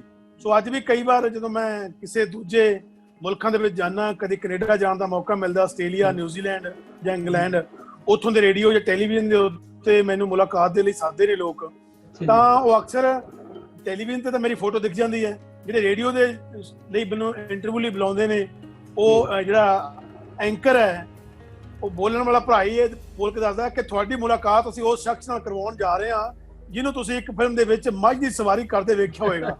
ਮੈਂ ਕਿਹਾ ਇਹ ਤਾਂ ਮੇਰੇ ਨਾਂ ਨਾਲ ਹੀ ਮੱਝ ਦਾ ਨਾਂ ਜੁੜ ਗਿਆ ਯਾਰ। ਤੇ ਸਰ ਤੁਹਾਡੀ ਮਹਾਨਤਾ ਹੈ ਕਿਉਂਕਿ ਤੁਸੀਂ ਕਿਰਦਾਰ ਨੂੰ ਇੰਨੀ ਮਿਹਨਤ ਨਾਲ ਹੰਡਾਉਂਦੇ ਹੋ। ਤੁਸੀਂ ਦੇਖੋ ਨਾ, ਤੁਸੀਂ ਖੁਦ ਦੱਸ ਰਹੇ ਹੋ ਕਿੰਨੀ ਮਿਹਨਤ ਕੀਤੀ ਤੁਸੀਂ ਨੇ। ਇਹ ਇੱਕ ਵੱਡੇ ਆਰਟਿਸਟ ਦੀ ਨਿਸ਼ਾਨੀ ਹੁੰਦੀ ਹੈ ਸਰ ਮਲਕੀ ਰਾਣੀ ਜੀ। ਇਹ ਬਹੁਤ ਬੜੀ ਗੱਲ ਹੈ। ਆਪਣੇ ਫਨ ਨਾਲ ਮੁਹੱਬਤ ਕਰਨਾ ਬਹੁਤ ਬੜੀ ਗੱਲ ਹੈ। ਸਾਡੇ ਚਾਹੁੰਦੇ ਨੇ ਕੋਈ ਸ਼ਾਰਟਕਟ ਲੱਗ ਜਾਏ, ਬਸ ਕੰਮ ਨਾ ਕਰਨਾ ਪਵੇ, ਲੇਕਿਨ ਤੁਸੀਂ ਮਿਹਨਤ ਕਰਦੇ ਹੋ, ਸਾਨੂੰ ਤੁਹਾਡੀ ਮਿਹਨਤ ਨਜ਼ਰ ਆਉਂਦੀ ਹੈ ਜੀ। ਅੱਛਾ ਸਰ, ਇੱਕ ਮੇਰੇ ਜ਼ਿਹਨ ਵਿੱਚ ਸਵਾਲ ਆ ਰਿਹਾ ਸੀ, ਤੁਸੀਂ ਨਾਟਕ ਵੱਲੋਂ ਤੁਸੀਂ ਸਕਰੀਨ ਵੱਲ ਆਏ। ਨਾਟਕ ਦਾ ਮਿਜ਼ਾਜ ਹੋਰ ਹੈ, ਸਕਰੀਨ ਦਾ ਮਿਜ਼ਾਜ ਬੜਾ ਮੁਖਤਲਿਫ ਹੈ। ਤੁਸੀਂ ਨੇ ਫੌਰਨ ਕਬੂਲ ਕਰ ਲਿਆ ਸਕਰੀਨ ਦਾ ਮਿਜ਼ਾਜ, ਜਾਂ ਮੁਸ਼ਕਲ ਦਾ ਸਾਹਮਣਾ ਕਰਨਾ ਪਿਆ ਤੁਹਾਨੂੰ? ਨਹੀਂ, ਬਹੁਤ ਅੱਛਾ ਸਵਾਲ ਕੀਤਾ ਤੁਸੀਂ। ਗੱਲ ਇਹ ਸੀ ਕਿ ਜਦੋਂ ਮੈਂ ਨਾਟਕ ਕਰਨ ਲੱਗਿਆ ਨਾ, ਤਾਂ ਮੇਰੇ ਮਨ ਵਿੱਚ ਮੈਂ ਕਦੇ ਨਹੀਂ ਸੋਚਿਆ ਕਿ ਮੈਂ ਟੈਲੀਵਿਜ਼ਨ ਤੇ ਕਦੀ ਆਉਣਾ ਹੈ, ਮੈਂ ਕਦੀ ਫਿਲਮਾਂ ਦੇ ਵਿੱਚ ਆਉਣਾ ਹੈ। ਮੈਂ ਕਦੇ ਵੀ ਨਹੀਂ ਸੋਚਿਆ। ਤਾਂ ਹੋਇਆ ਇੱਕ ਦਿਨ ਕੀ ਇਹ ਵਾਕਿਆਤ ਹੋਇਆ ਕਿ ਜਲੰਧਰ ਦੇ ਲਾਗੇ ਅਸੀਂ ਕਿਸੇ ਪਿੰਡ ਵਿੱਚ ਨਾਟਕ ਕਰ ਰਹੇ ਸਾਂ। ਤਾਂ ਉੱਥੇ ਨਾਟਕ ਕਰਦਿਆਂ ਤੇ ਉੱਥੇ ਇੱਕ ਸ਼ਖਸ ਸਾਡੇ ਨਾਟਕ ਤੋਂ ਬਾਅਦ ਜਿਨ੍ਹਾਂ ਨੇ ਲੋਕਾਂ ਨੂੰ ਸੰਬੋਧਨ ਕਰਨਾ ਸੀ, ਬੋਲਣਾ ਸੀ, ਤਾਂ ਉਹ ਬੰਦਾ ਬੜਾ ਇੱਕ ਕਮਾਲ ਦਾ ਬੰਦਾ ਸੀ। ਉਹਦੇ ਕੋਲ ਕਮਾਲ ਦੇ ਡਾਟੇ ਸਾਨੂੰ ਦੱਸ ਰਿਹਾ ਸੀ ਕਿ ਦੁਨੀਆ ਦੇ ਵਿੱਚ ਇਸ ਵਕਤ ਕੀ ਹੋ ਰਿਹਾ ਤੇ ਸਾਡੇ ਮੁਲਕ 'ਚ ਕੀ ਹੋ ਰਿਹਾ, ਸਾਨੂੰ ਕੀ ਕਰਨਾ ਚਾਹੀਦਾ ਮੁਲਕ ਦੀ ਤਰੱਕੀ ਦੇ ਲਈ, ਮੁਲਕ ਦੀ ਬਿਹਤਰੀ ਦੇ ਲਈ ਅੱਗੇ ਕੀ ਹੋ ਸਕਦਾ। ਤਾਂ ਮੈਂ ਵੇਖ ਰਿਹਾ ਸਾਂ ਕਿ ਉਹਦੇ ਅੱਗੇ ਜਿਹੜੇ ਲੋਕ ਬੈਠੇ ਸਨ, 1000-1500 ਲੋਕ ਬੈਠੇ ਸਨ, ਉਹ ਕੋਈ ਉਹਦੀ ਗੱਲ ਨੂੰ ਕੋਈ ਧਿਆਨ ਨਾਲ ਨਹੀਂ ਸੀ ਸੁਣ ਰਿਹਾ। ਸਾਰੇ ਬੰਦੇ ਆਪੋ ਆਪਣੀਆਂ ਗੱਲਾਂ ਮਾਰ ਲੱਗੇ ਸਨ, ਪਰ ਉਹ ਬੰਦਾ ਬੋਲੀ ਜਾ ਰਿਹਾ ਸੀ। ਉਸ ਬੋਲਣ ਤੋਂ ਬਾਅਦ ਕੀ ਹੋਇਆ ਕਿ ਸਾਡੇ ਦੂਰਦਰਸ਼ਨ ਦੇ ਉੱਤੇ ਇੱਕ ਆਰਟਿਸਟ ਨਾਟਕਾਂ ਦੇ ਵਿੱਚ ਕੰਮ ਕਰਦੇ ਸਨ, ਭਾਗ ਲਿਆ ਕਰਦੇ ਸਨ, ਸਾਡੇ ਅਦਾਕਾਰ ਭਰਾ ਸਨ, ਉਹਨਾਂ ਦਾ ਸਨਮਾਨ ਸੀ। ਤੇ ਉਹਨਾਂ ਦਾ ਸਨਮਾਨ ਜਦੋਂ ਉੱਥੇ ਹੋਇਆ ਤੇ ਉਹਨਾਂ ਨੂੰ ਫਿਰ ਕਿਹਾ, ਸਟੇਜ ਸਕੱਤਰ ਸਾਹਿਬ ਨੇ, ਸੈਕਟਰੀ ਸਾਹਿਬ ਨੇ ਕਿਹਾ ਕਿ ਤੁਸੀਂ 2 ਮਿੰਟ ਲਈ ਕੁਝ ਬੋਲੋ। ਤਾਂ ਮੈਂ ਦੇਖ ਰਿਹਾ ਸਾਂ ਕਿ ਉਹ ਸੱਜਣ ਕੋਲ ਬੋਲਣ ਲਈ ਕੋਈ ਬਹੁਤੀ ਮਾਲੂਮਾਤ ਨਹੀਂ ਸੀ ਤੇ ਉਹ ਸਿਰਫ ਇਹੀ ਗੱਲਾਂ ਕਰ ਰਿਹਾ ਸੀ ਕਿ ਤੁਸੀਂ ਮੈਨੂੰ ਪਿਆਰ ਦਿੱਤਾ ਜੀ, ਮੈਂ ਤੁਹਾਨੂੰ ਆਪਣਾ ਡਾਇਲੌਗ ਸੁਣਾ ਰਿਹਾ, ਮੈਂ ਤੁਹਾਨੂੰ ਆਪਣਾ ਇਹ ਲਾਈਨਾਂ ਸੁਣਾ ਰਿਹਾ, ਮੈਂ ਫਲਾਣੇ ਨਾਟਕ ਵਿੱਚ ਬੋਲੀਆਂ ਸਨ। ਲੋਕ ਪਿਨ ਡ੍ਰੌਪ ਸਾਇਲੈਂਸ ਉਹਨੂੰ ਸੁਣ ਰਹੇ ਸੀ। ਲੋਕ ਸੁਣ ਰਹੇ ਸੀ ਕਿ ਇਹ ਬੰਦਾ ਕੀ ਬੋਲਿਆ, ਇਹਦੇ ਮੁਖਾਰਬਿੰਦ ਦੇ ਵਿੱਚੋਂ ਕੀ ਸ਼ਬਦ ਉਚਾਰਨ ਹੋ ਰਹੇ ਨੇ, ਲੋਕ ਸੁਣ ਰਹੇ ਸੀ। ਸੋ ਮੈਨੂੰ ਉਸ ਦਿਨ ਇਸ ਗੱਲ ਦਾ ਮਹਿਸੂਸ ਹੋਈ ਗੱਲ ਕਿ ਤੁਹਾਡੇ ਕੋਲ ਜੇਕਰ ਕੋਈ ਚੰਗਾ ਵਿਚਾਰ ਹੈ, ਤੁਹਾਨੂੰ ਉਸ ਵਿਚਾਰ ਨੂੰ ਕਹਿਣ ਲਈ, ਆਪਣੀ ਆਵਾਮ ਤੱਕ, ਲੋਕਾਂ ਤੱਕ ਪਹੁੰਚਾਉਣ ਲਈ ਕਿਸੇ ਚੰਗੇ ਪਲੇਟਫਾਰਮ ਦੀ ਲੋੜ ਹੈ। ਜਦੋਂ ਕੋਈ ਸੈਲੀਬ੍ਰਿਟੀ ਗੱਲਬਾਤ ਕਰਦਾ ਹੈ ਤਾਂ ਲੋਕ ਉਹਨੂੰ ਬੜੇ ਧਿਆਨ ਨਾਲ ਵਾਚਦੇ ਨੇ, ਧਿਆਨ ਨਾਲ ਸੁਣਦੇ ਪਏ ਨੇ। ਜਦੋਂ ਕੋਈ ਸਧਾਰਨ ਬੰਦਾ, ਉਹਦੇ ਕੋਲ ਜਿੰਨਾ ਚੰਗਾ ਮਰਜ਼ੀ ਵਿਚਾਰ ਹੋਵੇ, ਲੋਕ ਉਹਨੂੰ ਤਵੱਜੋ ਨਹੀਂ ਦਿੰਦੇ, ਲੋਕ ਉਹਨੂੰ ਧਿਆਨ ਨਾਲ ਨਹੀਂ ਸੁਣਦੇ। ਲੋਕਾਂ ਨੂੰ ਲੱਗਦਾ ਇਹ ਤੇ ਸਾਡੇ ਪਿੰਡ ਦਾ ਹਮੀਦਾ ਹੈ, ਇਹ ਸਾਡੇ ਪਿੰਡ ਦਾ ਫਲਾਂ ਬੰਦਾ ਹੈ, ਯਾਰ ਇਹ ਜਿਹੀਆਂ ਗੱਲਾਂ ਤਾਂ ਸੁਣਦੇ ਰਹਿੰਦੇ ਅਸੀਂ। ਉਹ ਬਾਹਰੋਂ ਬੰਦਾ ਆਇਆ, ਉਹ ਪਤਾ ਨਹੀਂ ਕੀ ਗੱਲ ਦੱਸੇਗਾ। ਸੋ ਉਸ ਦਿਨ ਤੋਂ ਮੈਂ ਮਨ ਬਣਾਇਆ ਕਿ ਨਹੀਂ, ਮੈਂ ਟੈਲੀਵਿਜ਼ਨ 'ਚ ਕੰਮ ਕਰਾਂਗਾ, ਮੈਂ ਫਿਲਮਾਂ 'ਚ ਕੰਮ ਕਰਾਂਗਾ। ਬਸ ਹੌਲੀ ਹੌਲੀ ਫਿਰ ਇਸ ਤਰ੍ਹਾਂ ਹੀ ਚੱਲ ਸਿਲਸਿਲਾ ਸ਼ੁਰੂ ਹੋਇਆ ਜੀ, ਫਿਲਮਾਂ ਟੈਲੀਵਿਜ਼ਨ ਚੱਲਦਾ ਗਿਆ। ਬਹੁਤ ਸਾਰਾ ਜ਼ਬਰਦਸਤ, ਬਹੁਤ ਬੜੀ ਗੱਲ ਹੈ ਕਿ ਨਾਟਕ ਵੱਲੋਂ ਆ ਕੇ ਫਿਲਮ ਵਿੱਚ ਵੀ ਇੱਕ ਨਾਮ ਬਣਾ ਜਾਣਾ, ਫਿਰ ਮੇਰਾ ਪੰਜਾਬੀ ਫਿਲਮ ਵਿੱਚ ਨਹੀਂ, ਬਾਲੀਵੁੱਡ ਤੇ ਹਾਲੀਵੁੱਡ ਤੱਕ ਚਲੇ ਜਾਣਾ। ਹਾਲੀਵੁੱਡ ਤੋਂ ਮੈਨੂੰ ਆਇਆ ਇੱਕ ਜ਼ਿਹਨ 'ਚ ਗੱਲ ਆ ਰਹੀ ਦੀ ਟਾਰਗੇਟ, ਬੜੀ ਇੱਕ ਤੁਸੀਂ ਇੱਕ ਮੂਵੀ 'ਚ ਕੰਮ ਕੀਤਾ ਹੈ ਤੁਸੀਂ ਨੇ ਜੀ, ਇੱਕ ਹੋਰ ਹੈ ਦੂਸਰੀ ਉਹਦਾ ਨੇਮ 'ਚ ਨਿਕਲ ਗਿਆ, ਮੇਰਾ ਖਿਆਲ ਉਹਦਾ ਨਾਮ ਹੈਗਾ ਵੀ ਦੀ ਜੀਨੀਅਸ ਆਫ ਬਿਊਟੀ। ਹਾਂ, ਦੀ genius of beauty, the genius of beauty. ਅੱਛਾ, ਕਿੱਦਾਂ ਦਾ ਲੱਗਾ ਜੀ ਤੁਹਾਨੂੰ ਉੱਥੇ ਕੰਮ ਕਰਕੇ? ਮੈਂ ਤੇ ਆਪ ਬੜਾ ਹੈਰਾਨ ਸਾਂ ਇਸ ਗੱਲੋਂ ਕਿ ਮੈਨੂੰ ਬੰਬੇ ਜਾਣ ਦਾ ਇੱਕ ਵਾਰ ਮੌਕਾ ਮਿਲਿਆ। ਸੋ ਸਾਡੇ ਇੱਕ ਇੱਥੇ ਹਿੰਦੁਸਤਾਨ ਦੇ ਬੜੇ ਅੱਛੇ ਅਦਾਕਾਰ ਨੇ, ਰਜ਼ਾ ਮੁਰਾਦ ਉਹਨਾਂ ਦਾ ਨਾਮ ਹੈ, ਬਹੁਤ ਸਾਰੀਆਂ ਹਿੰਦੀ ਪੰਜਾਬੀ ਫਿਲਮਾਂ ਦੇ ਵਿੱਚ ਉਹਨੇ ਕੰਮ ਕੀਤਾ। ਸੋ ਉਹ ਅਸੀਂ ਇੱਕ ਸੀਰੀਅਲ ਕਰ ਰਹੇ ਸਾਂ ਸੋਨੀ ਟੀਵੀ ਦੇ ਲਈ, ਮੀਤ ਮਿਲਾਦੇ ਰੱਬਾ ਉਹ ਸੀਰੀਅਲ ਦਾ ਨਾਮ ਸੀ। ਮੈਂ ਉਹਨਾਂ ਵਿੱਚ ਉਹਨਾਂ ਦਾ ਛੋਟਾ ਭਰਾ ਬਣਿਆ ਸਾਂ। ਸੋ ਮੈਨੂੰ ਉਹਨਾਂ ਨੇ ਕਿਹਾ ਕਿ ਯਾਰ ਮੈਂ ਵੇਖ ਰਿਹਾ ਕਿ ਤੂੰ ਇੱਕ ਸਰਦਾਰ ਬੰਦਾ ਹੈ, ਪੱਗ ਬੰਨ੍ਹਦਾ ਹੈ ਤੇ ਦਾੜੀ ਵੀ ਰੱਖੀ ਹੈ, ਪਰ ਮੈਂ ਇਹ ਮਹਿਸੂਸ ਨਹੀਂ ਸੀ ਕਰ ਸਕਦਾ ਕਿ ਤੂੰ ਇੰਨਾ ਅੱਛਾ ਅਦਾਕਾਰ ਹੋਏਗਾ। ਤੂੰ ਅਦਾਕਾਰ ਅੱਛਾ ਹੈ। ਤੇ ਮੈਨੂੰ ਲਿਟਰੇਚਰ ਪੜ੍ਹਨ ਦਾ ਬਹੁਤ ਸ਼ੌਕ ਸੀ, ਕਿਉਂਕਿ ਸਾਡੇ ਉਸਤਾਦ ਜੀ ਸਰਦਾਰ ਗੁਰਸ਼ਰਨ ਸਿੰਘ, ਉਹਨਾਂ ਦਾ ਬਲਰਾਜ ਸਾਹਨੀ ਯਾਦਗਾਰੀ ਪ੍ਰਕਾਸ਼ਨ ਸੀ, ਉਹ ਆਪ ਕਿਤਾਬਾਂ ਛਾਪਿਆ ਕਰਦੇ ਸਨ, ਨਾਵਲ ਛਾਪਦੇ ਸਨ, ਗਜ਼ਲਾਂ ਦੀਆਂ ਕਿਤਾਬਾਂ, ਇਸੇ ਤਰ੍ਹਾਂ ਕਵਿਤਾ ਦੀ ਕਿਤਾਬ, ਕਹਾਣੀਆਂ ਦੀ ਕਿਤਾਬ, ਇਕਾਂਗੀ ਦੀ ਕਿਤਾਬ ਜਾਂ ਵਾਰਤਕ ਦੀ ਕਿਤਾਬ ਛਾਪਦੇ ਸਨ। ਤਾਂ ਉਹ ਕਿਤਾਬਾਂ ਜਦੋਂ ਅਸੀਂ ਸਟੇਜ ਤੇ ਨਾਟਕ ਕਰਨ ਤੋਂ ਬਾਅਦ ਉਹ ਕਿਤਾਬਾਂ ਅਸੀਂ ਵੇਚਿਆ ਕਰਦੇ, ਸੇਲ ਕਰਦੇ ਸਾਂ। ਉਹ ਲਾਗਤ ਮੁੱਲ ਤੇ ਵੇਚਦੇ ਸਨ, 2 ਰੁਪਏ ਦੀ ਕਿਤਾਬ, 4 ਰੁਪਏ ਦੀ ਕਿਤਾਬ, ਕੋਈ 5 ਰੁਪਏ ਦੀ ਕਿਤਾਬ, ਏਦਾਂ ਕਿਤਾਬਾਂ ਹੁੰਦੀਆਂ ਸਨ। ਉੱਥੋਂ ਲਿਟਰੇਚਰ ਪੜ੍ਹਨ ਦਾ ਸ਼ੌਂਕ ਪੈਦਾ ਹੋਇਆ। ਸੋ ਮੈਨੂੰ ਕਹਿੰਦੇ ਕਿ ਤੈਨੂੰ ਲਿਟਰੇਚਰ ਬਾਰੇ ਕਾਫੀ ਨੌਲੇਜ ਹੈ, ਤੂੰ ਆਪਣੇ ਕਲਚਰ ਬਾਰੇ ਬਹੁਤ ਕੁਝ, ਸੱਭਿਆਚਾਰ ਬਾਰੇ ਬਹੁਤ ਕੁਝ ਜਾਣਦਾ, ਅਦਾਕਾਰ ਵੀ ਚੰਗਾ ਹੈ, ਤੈਨੂੰ ਬੰਬੇ ਜਾਣਾ ਚਾਹੀਦਾ ਹੈ। ਮੈਂ ਕਿਹਾ ਨਾ ਜਨਾਬ, ਮੈਂ ਬੰਬੇ ਹੀ ਕਰਾਂਗਾ, ਮੇਰਾ ਇੱਥੇ ਵਧੀਆ ਕੰਮ ਕਾਰ ਚੱਲਦਾ, ਮੈਂ ਬੰਬੇ, ਮੈਨੂੰ ਉੱਥੇ ਕੋਈ ਜਾਣਦਾ ਨਹੀਂ, ਪਛਾਣਦਾ ਨਹੀਂ। ਫਿਰ ਉਹਨੇ ਆਪਣੇ ਪ੍ਰੋਡਿਊਸਰ ਨੇ ਨਾਲ ਗੱਲ ਕੀਤੀ, ਨਹੀਂ ਇਸ ਬੰਦੇ ਨੂੰ ਬੰਬੇ ਲੈ ਕੇ ਜਾਓ, ਇਹ ਸਾਡੇ ਬੜਾ ਕੰਮ ਆਏਗਾ, ਸਾਡੇ ਸੀਰੀਅਲ ਦੇ ਵਿੱਚ ਅਸੀਂ ਕੋਈ ਸੁਜੈਸ਼ਨ ਲੈਣਾ ਹੋਏਗਾ, ਕੋਈ ਗੱਲ ਪੁੱਛਣੀ ਹੋਏਗੀ ਕਿ ਪੰਜਾਬੀ ਬੈਕਗ੍ਰਾਉਂਡ ਦਾ ਸੀਰੀਅਲ ਹੈ। ਸੋ ਇਸ ਤਰ੍ਹਾਂ ਮੈਨੂੰ ਉਦੋਂ ਪਹਿਲੀ ਵਾਰ, ਮੇਰਾ ਖਿਆਲ ਹੈ ਕਿ ਇਹ 2002 ਦੀ ਗੱਲ ਹੈ, ਜਦੋਂ ਫਿਰ ਬੰਬੇ ਜਾਣ ਦਾ ਮੌਕਾ ਮਿਲਿਆ। ਉੱਥੇ ਜਾ ਕੇ ਜਦੋਂ ਮੈਨੂੰ ਕਿਸੇ ਨੇ ਕਿਹਾ ਕਿ ਤੁਸੀਂ ਹਿੰਦੀ ਫਿਲਮ 'ਚ ਕੰਮ ਕਰਵਾਉਣਾ ਹੈ, ਤੁਸੀਂ ਬਾਲੀਵੁੱਡ ਦੀ ਫਿਲਮ ਕਰਨੀ ਹੈ, ਮੇਰੇ ਲਈ ਅਚੰਭੇ ਵਾਲੀ ਗੱਲ ਸੀ। ਮੈਂ ਕਿਹਾ ਯਾਰ ਮੈਂ ਤੇ ਪੰਜਾਬੀ ਬੰਦਾ ਸਾਂ, ਪੰਜਾਬੀ 'ਚ ਕੰਮ ਕਰਨ ਵਾਲਾ ਬੰਦਾ। ਉਹ ਕਹਿੰਦੇ ਨਹੀਂ ਬਿਲਕੁਲ ਤੁਹਾਨੂੰ ਅਸੀਂ ਤੁਹਾਡੇ ਤੋਂ ਕੰਮ ਕਰਾਉਣਾ। ਮੈਂ ਕਿਹਾ ਚਲੋ, ਕੌਨਫੀਡੈਂਸ ਸੀ ਕਿ ਥੀਏਟਰ ਕੀਤਾ ਸੀ, ਥੀਏਟਰ 'ਚੋਂ ਸਾਰੀਆਂ ਗੱਲਾਂ ਸਿੱਖੀਆਂ ਸਨ, ਫਿਲਮ 'ਚ ਕੰਮ ਕੀਤਾ, ਬੜਾ ਵਧੀਆ ਹੋਇਆ।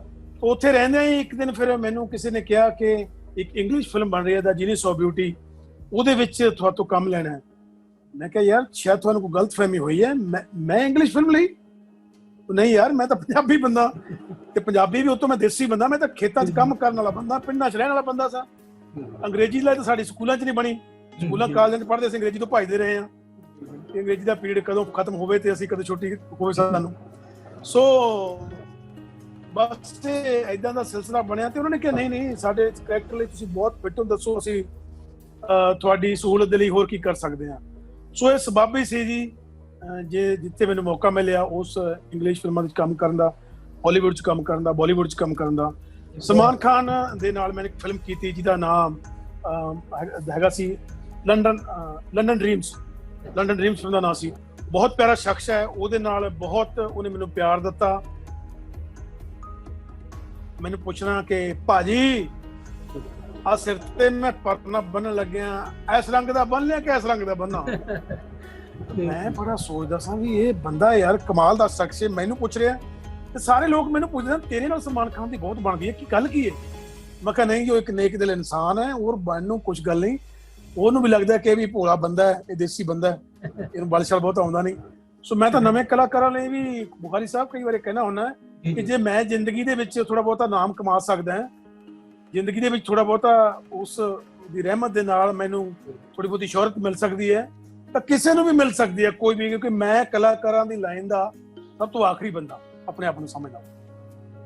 ਸਰ ਤੁਸੀਂ ਬੜੇ ਮਿਹਨਤੀ ਜੇ, ਤੁਸੀਂ ਤੁਹਾਡੇ ਸਾਹ ਕਿ ਮਿਹਨਤ ਦੀ ਮਿਸਾਲ ਸੁਣਾਈ ਹੈ ਨਾ, ਜਿਹੜਾ ਅਰਦਾਸ ਦੀ ਗੱਲ ਕੀਤੀ, ਤੁਸੀਂ ਬੜੇ ਹਾਰਡ ਵਰਕਰ ਜੀ, ਤੁਸੀਂ ਤੁਹਾਡੀ ਮਿਹਨਤ ਨਜ਼ਰ ਆਉਂਦੀ ਆ। ਜਿਹੜਾ ਕਿਰਦਾਰ ਤੁਸੀਂ ਕਰਦੇ ਜੇ, ਮੈਂ ਅੱਗੇ ਵੀ ਗੱਲ ਕਰ ਚੁੱਕਿਆ, ਹਟਾਉਂਦੇ ਜੇ ਉਹਨੂੰ, ਆਪ ਉਹਦੇ ਵਿੱਚ ਮਿਟ ਜਾਂਦੇ ਜੀ ਉਹਦੇ ਵਿੱਚ, ਇਹ ਬੜੀ ਵੱਡੀ ਗੱਲ ਹੁੰਦੀ ਹੈ ਜੀ। ਹਰ ਬੰਦੇ ਦੇ ਪਾਸ ਦਾ ਰੋਗ ਨਹੀਂ ਹੁੰਦਾ, ਕਈ ਕਿਰਦਾਰ ਸਾਨੂੰ ਨਜ਼ਰ ਆ ਰਹੇ ਹੁੰਦੇ ਨੇ ਦੇਖਣ ਵਾਲਿਆਂ ਨੂੰ ਵੀ ਉਹ ਧੱਕੇ ਨਾਲ ਪਈ ਬਣਾਇਆ ਗਿਆ, ਤੇ ਇਹ ਬਹੁਤ ਜ਼ਬਰਦਸਤ ਗੱਲ ਹੈ। ਅੱਛਾ, ਇੱਕ ਗੱਲ ਮੇਰੇ ਜ਼ਿਹਨ ਚ ਆ ਰਹੀ ਸੀ, ਮੈਂ ਪੁੱਛਣਾ ਚਾਹ ਰਿਹਾ ਸਾਂ ਕਿ ਕਿੱਦਾਂ ਦਾ ਮਹਿਸੂਸ ਕਰਦੇ ਨੇ ਤੁਹਾਡੇ ਰੌਣੀ ਪਿੰਡ ਵਾਲੇ ਤੁਹਾਨੂੰ ਆਪਣੇ ਇੱਥੇ ਦੇਖ ਕੇ, ਆਪਣੇ ਦਰਮਿਆਨ ਵੇਖ ਕੇ? ਬੜੇ ਉਹਨਾਂ ਦੀ ਕੋਈ ਫੀਲਿੰਗਸ ਕੀ ਹੁੰਦੀਆਂ ਨੇ? ਬੜਾ ਫਖਰ ਮਹਿਸੂਸ ਕਰਦੇ ਹੋਣਗੇ ਤੁਹਾਡੇ ਪਿੰਡ ਵਾਲੇ, ਤੁਹਾਡੇ ਜਿਹੜੇ ਬਹੁਤ ਪਿਆਰ ਮਿਲਦਾ ਜੀ, ਬਹੁਤ ਪਿਆਰ ਮਿਲਦਾ। ਸਾਰੇ ਰਿਸ਼ਤੇਦਾਰ, ਸੰਬੰਧੀਆਂ, ਦੋਸਤਾਂ, ਮਿੱਤਰਾਂ ਤੇ ਪਿੰਡ ਵਾਲਿਆਂ ਵੱਲੋਂ ਬਹੁਤ ਪਿਆਰ ਮਿਲਦਾ। ਖਾਸ ਕਰਕੇ ਜਦੋਂ ਦਾ ਮੈਂ ਟੈਲੀਵਿਜ਼ਨ ਤੇ ਫਿਲਮਾਂ ਤੇ ਆਉਣ ਲੱਗਿਆ ਹਾਂ, ਪਹਿਲਾਂ ਤਾਂ ਸ਼ਾਇਦ ਕੁਝ ਬੰਦਿਆਂ ਨੂੰ ਹੋ ਸਕਦਾ ਮੇਰੇ ਤੇ ਭਰੋਸਾ ਨਾ ਹੋਵੇ, ਉਹ ਮੈਨੂੰ ਮੇਰੀ ਪਿੱਠ ਪਿੱਛੇ ਮਜ਼ਾਕ ਵੀ ਕਰਦੇ ਵੀ ਲੈ ਆ ਵੱਡਾ ਬੰਦਾ ਐਕਟਰ ਬਣ ਚੱਲਿਆ, ਇਹਨੇ ਕੀ ਅਦਾਕਾਰੀ ਕਰਨੀ ਹੈ, ਇਹ ਇੱਕ ਕਿਸਾਨਾਂ ਦੇ ਘਰ ਪੈਦਾ ਹੋਇਆ, ਖੇਤੀਬਾੜੀ ਕਰਨ ਵਾਲਾ ਬੰਦਾ ਹੈ, ਤੇ ਇਹ ਕੀ ਕਰ ਸਕਦਾ ਹੈ। ਸੋ ਪਰ ਜਦੋਂ ਦਾ ਮੈਂ ਟੈਲੀਵਿਜ਼ਨ ਤੇ ਫਿਲਮਾਂ 'ਚ ਆਉਣ ਲੱਗਿਆ, ਬਹੁਤ ਸਾਰੇ ਲੋਕ ਦੂਰੋਂ ਵੀ ਮੇਰੇ ਨਾਲ ਸ਼ਕੀਰੀ ਕਰਦੇ ਨੇ ਕਿ ਤੁਹਾਡੀ ਭੈਣ ਫਲਾਂ ਪਿੰਡ ਵਿਆਹੀ ਏ, ਸਾਡੀ ਉਸ ਪਿੰਡ ਰਿਸ਼ਤੇਦਾਰੀ, ਉਹ ਆਪਸ ਵਿੱਚ ਘਰਾਂ ਤੋਂ ਸ਼ਰੀਕੇ 'ਚ ਲੱਗਦੇ ਨੇ। ਸੋ ਇਦਾਂ ਵੀ ਹੁੰਦਾ, ਕਿਉਂਕਿ ਜਦੋਂ ਤੁਸੀਂ ਥੋੜੇ ਬਹੁਤੇ ਲਾਈਮਲਾਈਟ 'ਚ ਆ ਜਾਂਦੇ ਹੋ ਨਾ। ਸੋ ਮੈਨੂੰ ਵੀ ਆਪਣੇ ਪਿੰਡ ਤੇ ਬਹੁਤ ਪ੍ਰਾਊਡ ਹੈ ਜੀ। ਮੈਨੂੰ ਪਿੰਡ ਨੇ ਬਹੁਤ ਸਾਰਾ ਮਾਣ ਸਤਿਕਾਰ ਦਿੱਤਾ ਹੈ। ਪਿੰਡ ਨੇ ਨਹੀਂ, ਪੂਰੇ ਇਲਾਕੇ ਨੇ ਮੈਨੂੰ, ਮੇਰੇ ਜ਼ਿਲ੍ਹੇ ਨੇ ਵੀ, ਮੇਰੇ ਪੰਜਾਬ ਨੇ ਵੀ ਬਹੁਤ ਸਾਰਾ ਮਾਣ ਸਤਿਕਾਰ ਦਿੱਤਾ। ਦੋਹਾਂ ਪੰਜਾਬਾਂ ਦੇ ਜੀ, ਇੱਕ ਆਪਣੇ ਇਕੱਲੇ ਪੰਜਾਬ ਦੀ ਨਾ ਗੱਲ ਕਰੋ, ਸਾਡੇ ਪੰਜਾਬ ਵਿੱਚ ਤੁਹਾਡੇ ਬੜੇ ਮੰਨਣ ਵਾਲੇ ਨੇ। ਸਾਡੇ ਲਾਹੌਰ ਤੋਂ, ਗੁਜਰਾਂਵਾਲੇ ਤੋਂ ਮੇਰੇ ਮਿੱਤਰਾਂ ਨੇ ਮੈਸੇਜ WhatsApp ਕਰ ਕਰਕੇ ਮੈਨੂੰ, ਡਾਕਟਰ ਸਾਹਿਬ ਤੁਸੀਂ ਕਿਉਂ ਨਹੀਂ ਕਹੀ? ਤੇ ਮੈਂ ਕਿਹਾ ਭਾਈ ਵੱਡੇ ਬੰਦੇ ਨੇ, ਆਪਣਾ ਛੋਟਾ ਜਿਹਾ ਚੈਨਲ ਹੈ, ਆਪਾਂ ਉਹਨਾਂ ਨੂੰ ਆਪਾਂ ਨਹੀਂ ਕਹਿ ਸਕਦੇ ਉਹਨਾਂ ਨੂੰ, ਬੇਨਤੀ ਉਹਨਾਂ ਅੱਗੇ ਬੇਨਤੀ ਕਰਾਂਗੇ, ਮੰਨਣਗੇ। ਤੁਸੀਂ ਯਕੀਨ ਬੁਖਾਰੀ ਸਾਹਿਬ, ਤੁਸੀਂ ਮੈਂ ਤੁਹਾਡਾ ਦੁਬਾਰਾ ਫੇਰ ਬੜਾ ਮਸ਼ਕੂਰ ਹਾਂ ਜੀ, ਬਹੁਤ ਤੁਹਾਡਾ ਸ਼ੁਕਰਗੁਜ਼ਾਰ ਹਾਂ ਕਿ ਤੁਸੀਂ ਮੈਨੂੰ ਉਧਰਲੇ ਜਿਹੜੇ ਸਾਡੇ ਪ੍ਰਸ਼ੰਸਕ ਨੇ, ਸਾਡੇ ਚਾਹਣ ਵਾਲੇ ਲੋਕ ਨੇ, ਸਾਡੇ ਮੁਹੱਬਤ ਕਰਨ ਵਾਲੇ ਲੋਕ ਨੇ, ਉਹਨਾਂ ਦੇ ਰੂਬਰੂ ਕਰਦੇ ਹੋ। ਅਕਸਰ ਮੈਨੂੰ ਬਹੁਤ ਸਾਰੇ ਲਾਹੌਰ ਦੇ ਨੇੜੇ ਤੇੜਿਓਂ ਪਿੰਡਾਂ ਦੇ ਵਿੱਚੋਂ ਬਹੁਤ ਸਾਰੇ ਕਾਲਸ ਵੀ ਆਉਂਦੇ ਨੇ, ਕਿਉਂਕਿ ਮੇਰਾ ਨੰਬਰ ਫੇਸਬੁੱਕ ਤੇ ਬਹੁਤ ਲੰਬਾ ਸਮਾਂ ਤੱਕ ਰਿਹਾ ਹੈ। ਸੋ ਮੈਂ ਇੱਕ ਐਸਾ ਸ਼ਖਸ ਹਾਂ ਜਿਹੜਾ ਆਪਣਾ ਫੋਨ ਆਪ ਹੀ ਸੁਣਦਾ, ਕਦੇ ਐ ਨਹੀਂ ਕਿਸੇ ਨੂੰ ਕਿਹਾ ਕਿ ਇਹ ਮੇਰੇ ਸੈਕਟਰੀ ਫੋਨ ਚੱਕਣਗੇ, ਮੇਰਾ ਫਲਾਣਾ ਬੰਦਾ ਗੱਲ ਕਰੇਗਾ। ਸੋ ਚਾਹੇ ਮੈਂ 2 ਮਿੰਟ ਹੀ ਗੱਲ ਕਰ ਸਕਾਂ, ਮੈਂ ਕਹਿ ਦਿੰਦਾ ਕਿ ਮੈਂ ਥੋੜਾ ਬਿਜ਼ੀ ਹਾਂ, ਬਾਅਦ ਚ ਗੱਲ ਕਰਨਾ ਜੇ ਮੈਂ ਕਿਸੇ ਕੰਮ ਵਿੱਚ ਹੋਵਾਂ। ਸੋ ਬਹੁਤ ਸਾਰੇ ਲੋਕ ਪਿਆਰ ਕਰਦੇ ਨੇ ਜੀ, ਬਹੁਤ ਸਾਰੇ ਲੋਕ, ਮੈਂ ਚਾਹੁੰਦਾ ਤਾਂ ਹਾਂ ਕਿ ਬਹੁਤ ਸਾਰੇ ਲੋਕਾਂ ਦਾ ਨਾਂ ਲਵਾਂ ਜਿਹੜੇ ਮੈਨੂੰ ਫੋਨ ਕਰਦੇ ਨੇ, ਪਰ ਕਿਉਂਕਿ ਆਪਣਾ ਸਮਾਂ ਗੱਲਾਂ ਕਰਨ ਦਾ ਮੈਂ ਉਹਨੂੰ ਇਹਦੇ ਵਿੱਚ ਨਹੀਂ ਗਵਾਵਾਂਗਾ। ਸੋ ਤੁਹਾਡੀ ਮੁਹੱਬਤ ਦੇ ਲਈ ਬਹੁਤ ਮੁਹੱਬਤ ਲਈ ਸ਼ੁਕਰੀਆ। ਤੁਸੀਂ ਡਿਜ਼ਰਵ ਕਰਦੇ ਹੋ ਜੀ ਮੁਹੱਬਤ। ਤੁਸੀਂ ਆਰਟਿਸਟ ਜਿਹੜਾ ਹੁੰਦਾ ਹੈ ਜੀ, ਉਹ ਧਰਤੀ ਨਾਲ ਜੁੜਿਆ ਹੁੰਦਾ ਹੈ, ਤੇ ਧਰਤੀ ਦੇ ਉੱਤੇ ਪੂਰੇ ਆਪਣੇ ਕਦਮ ਜੋੜ ਕੇ ਖਲੋਤਾ ਹੁੰਦਾ ਹੈ, ਉਹਦਾ ਰਿਸ਼ਤਾ ਬੜਾ ਮਜ਼ਬੂਤ ਹੁੰਦਾ ਹੈ, ਤੇ ਉਹ ਧਰਤੀ ਦੇ ਜਿਹੜੇ ਬਾਕੀ ਰਹਿਣ ਵਾਲੇ ਹੁੰਦੇ ਨੇ, ਉਹ ਉਹਦੇ ਨਾਲ ਬੜਾ ਪਿਆਰ ਕਰਦੇ ਨੇ। ਫਿਕਰੀ ਗੱਲ ਹੈ ਜੀ ਇਹ। ਅੱਛਾ, ਇੱਕ ਗੱਲ ਜ਼ਿਹਨ ਚ ਆ ਰਹੀ ਸੀ, ਬਾਬਾ ਫਰੀਦ ਰਹਿਮਤੁल्लाह ਤਾਲਾ अलैह, हज़रत बाबा फरीद, मैं उस सिलसिले च आप तलक रखना वा। हज़रत बाबा फरीद ਜਿਹੜੇ ਨੇ ਜੀ, ਉਹਨਾਂ ਨੇ ਸ਼ਾਇਰੀ ਸ਼ੁਰੂ ਕੀਤੀ ਪੰਜਾਬੀ ਦੇ ਵਿੱਚ, ਪੰਜਾਬੀ ਦੇ ਪਹਿਲੇ ਸ਼ਾਇਰ ਨੇ ਜੀ। ਅੱਛਾ, ਇਹ ਸ਼ਾਇਰੀ ਚਲਦੀ ਚਲਦੀ ਮੁਰਾਦ ਆ ਗਿਆ, ਦਮੂਦਰ ਆ ਗਿਆ, ਮੁਕਬਲ ਆ ਗਿਆ, ਵਾਰਿਸ ਸ਼ਾਹ। ਇਹ ਹੁਣ ਜਿਹੜੀ ਸ਼ਾਇਰੀ ਹੋ ਰਹੀ ਹੈ ਪੰਜਾਬ ਦੇ ਵਿੱਚ, ਗੀਤਾਂ ਦੀ ਸ਼ਕਲ ਵਿੱਚ ਹਥਿਆਰਾਂ ਦਾ ਜ਼ਿਕਰ ਹੈ, ਨਸ਼ਿਆਂ ਦਾ ਜ਼ਿਕਰ ਹੈ, ਇਸ ਬਾਰੇ ਕੀ ਕਹੋਗੇ ਤੁਸੀਂ? ਦੇਖੋ, ਜਿਨ੍ਹਾਂ ਦਾ ਤੁਸੀਂ ਜ਼ਿਕਰ ਕਰਦੇ ਹੋ ਨਾ, ਬਾਬਾ ਫਰੀਦ ਦਾ, ਜਾਂ ਉਸ ਤੋਂ ਬਾਅਦ ਜਿਹੜੀ ਪੂਰੀ ਕਤਾਰ ਇੱਕ ਚੱਲਦੀ ਹੈ, ਉਹ ਲੋਕ ਬੜੇ ਪਹੁੰਚੇ ਹੋਏ ਲੋਕ ਸਨ, ਬੜੇ ਸਬਰ ਸੰਤੋਖ ਵਾਲੇ ਲੋਕ ਸਨ। ਉਹਨਾਂ ਲੋਕਾਂ ਦਾ ਮਕਸਦ ਕਿਸੇ ਤਰ੍ਹਾਂ ਦੀ ਵਾਹਵਾ ਖੱਟਣਾ ਨਹੀਂ ਸੀ। ਉਹ ਤੇ ਫਕੀਰ ਲੋਕ ਸਨ, ਉਹ ਤੇ ਬੜੀਆਂ ਪਹੁੰਚੀਆਂ ਹੋਈਆਂ ਰੂਹਾਂ ਸਨ, ਜਿਨ੍ਹਾਂ ਦਾ ਉਸ ਆਪਣਾ ਅਕੀਦਾ ਸੀ, ਇੱਕ ਜਿਹਦੇ ਮੁਤਲਕ ਉਹ ਸ਼ਾਇਰੀ ਕਰਦੇ ਸਨ, ਜਿਹਦੇ ਨਾਲ ਉਹ ਸੰਬੰਧਤ ਸ਼ਾਇਰੀ ਕਰਦੇ ਸਨ। ਪਰ ਜਿਵੇਂ ਜਿਵੇਂ ਸਮੇਂ ਨੇ ਰਫ਼ਤਾਰ ਫੜੀ ਤੇ ਬੰਦਾ ਮਸ਼ੀਨ ਬਣਦਾ ਗਿਆ, ਅਸੀਂ ਜਿਵੇਂ ਤੁਸੀਂ ਪਹਿਲਾਂ ਵੀ ਗੱਲ ਕੀਤੀ ਸੀ ਮੇਰੇ ਨਾਲ ਜੋੜ ਕੇ, ਕਿ ਅਸੀਂ ਸ਼ੋਹਰਤ ਖੱਟਣ ਦੇ ਲਈ, ਰਾਤੋਂ ਰਾਤ ਅਸੀਂ ਕੋਈ ਨੇਮ ਫੇਮ ਬਣਾਉਣ ਦੇ ਲਈ ਅਸੀਂ ਬਹੁਤ ਸਾਰੇ ਹੱਥ ਪੱਲੇ ਮਾਰਦੇ ਹਾਂ। ਅਸੀਂ ਲੋਕ ਆ ਜਿਹੜੇ, ਅਸੀਂ ਕੀ ਉਹਨੂੰ ਕਈ ਸ਼ਬਦ ਵਰਤਦੇ ਆਪਾਂ, ਕਿ ਅਸੀਂ ਲੋਕ ਨਾ ਲਾਲਚੀ ਹੋ ਗਏ ਹਾਂ। ਸਾਨੂੰ ਲੋਕਾਂ ਨੂੰ ਇੱਕ ਬਹੁਤ ਵੱਡਾ ਆਪਣੇ ਆਪ ਦੇ ਵਿੱਚ ਗੁਮਾਨ ਹੋ ਗਿਆ ਆਪਣੇ ਉੱਤੇ, ਕਿ ਆਹ ਚੀਜ਼ ਮੇਰੇ ਕੋਲ ਹੈ, ਮੇਰੇ ਕੋਲ ਬਹੁਤ ਅੱਛਾ ਗਲਾ ਹੈ, ਮੇਰੇ ਕੋਲ ਆਹ ਮੈਂ ਕਰ ਸਕਦਾ, ਮੈਂ ਇਸ ਤਰ੍ਹਾਂ ਆਵਾਮ ਨੂੰ ਭਰਮਾ ਸਕਦਾ। ਸੋ ਉਹਦੇ ਤਹਿਤ ਕੀ ਹੋਇਆ ਕਿ ਲੋਕਾਂ ਨੇ ਮਿਹਨਤ ਦਾ ਲੜ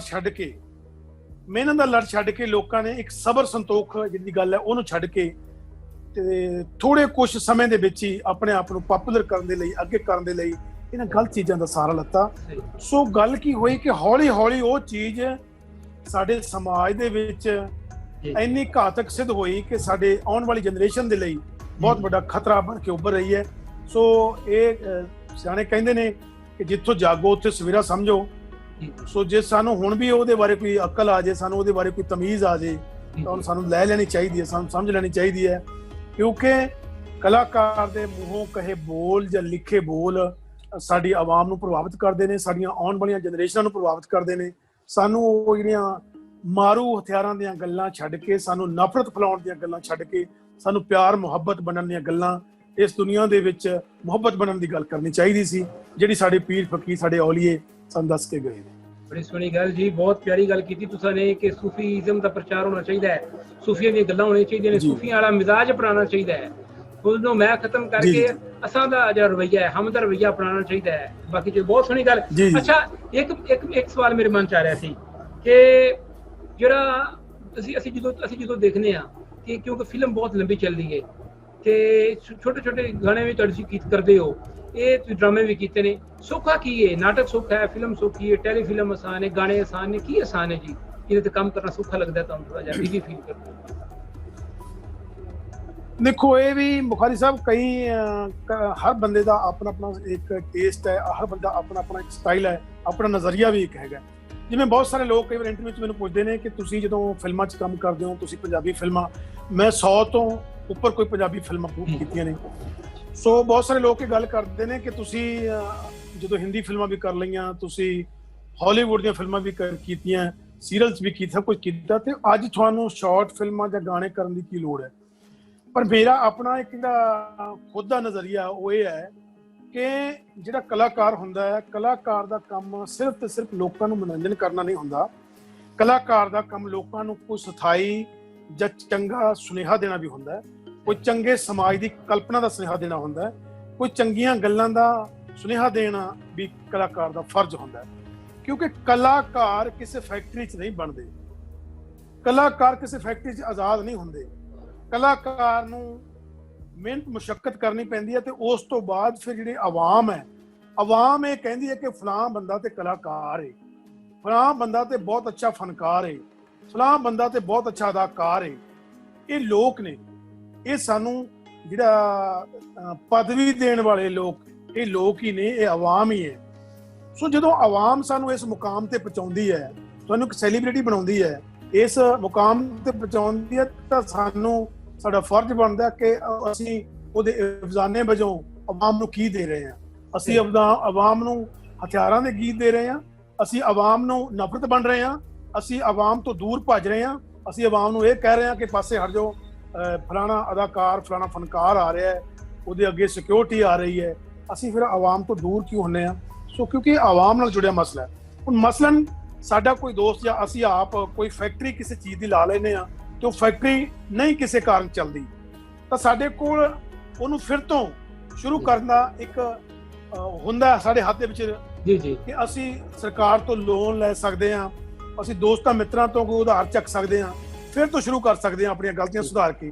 ਪਰ ਜੇ ਆਵਾਮ ਨੇ ਕਿਸੇ ਅਦਾਕਾਰ ਕਲਾਕਾਰ ਨੂੰ ਇਹ ਆਖ ਦਿੱਤਾ ਕਿ ਬਸ ਬਹੁਤ ਹੋ ਗਿਆ, ਤੂੰ ਇਸ ਲਾਇਕ ਨਹੀਂ, ਫਿਰ ਤੁਸੀਂ ਮੁੜ ਕੇ ਲੋਕਾਂ ਸਾਹਮਣੇ ਆਉਣ ਜੋਗੇ ਨਹੀਂ ਰਹਿੰਦੇ, ਤੁਸੀਂ ਘਰੇ ਬੈਠ ਸਕਦੇ ਹੋ। ਸੋ ਆਵਾਮ ਦੀ ਇੱਜ਼ਤ ਕਰਨਾ ਸਾਡਾ ਫਰਜ਼ ਹੈ ਜੀ, ਸਾਡਾ ਬੁਨਿਆਦੀ ਫਰਜ਼ ਹੈ। ਆਵਾਮ ਸਾਡੇ ਲਈ ਖੁਦਾ ਦਾ। ਬਹੁਤ ਬੜੀ ਸੋਹਣੀ ਗੱਲ ਕੀਤੀ ਜੀ ਤੁਸੀਂ ਨੇ, ਆਵਾਮ ਦੀ ਗੱਲ ਕੀਤੀ ਤੁਸੀਂ ਨੇ, ਬਹੁਤ ਪਿਆਰੀ। ਅੱਛਾ, ਇੱਕ ਆਖਰੀ ਸਵਾਲ ਕਿ ਪਹਿਲੇ ਸਿੰਗਰ ਹੁੰਦੇ, ਸਿੰਗਿੰਗ ਚ ਆ ਕੇ, ਸੰਗੀਤ ਚ ਆ ਕੇ, ਫਿਰ ਅਦਾਕਾਰੀ, ਫਿਰ ਅਗਾਂਹ ਤੋਂ ਅਗਾਂਹ ਡਾਇਰੈਕਸ਼ਨ। ਇਹ ਜਿਹੜੇ ਸਿੰਗਰ ਨੇ ਇਹਨਾਂ ਦੀ ਬਹੁਤ ਜ਼ਿਆਦਾ ਫੈਨ ਫਾਲੋਇੰਗ ਆ ਅਦਾਕਾਰਾਂ ਦੀ ਨਿਸਬਤ।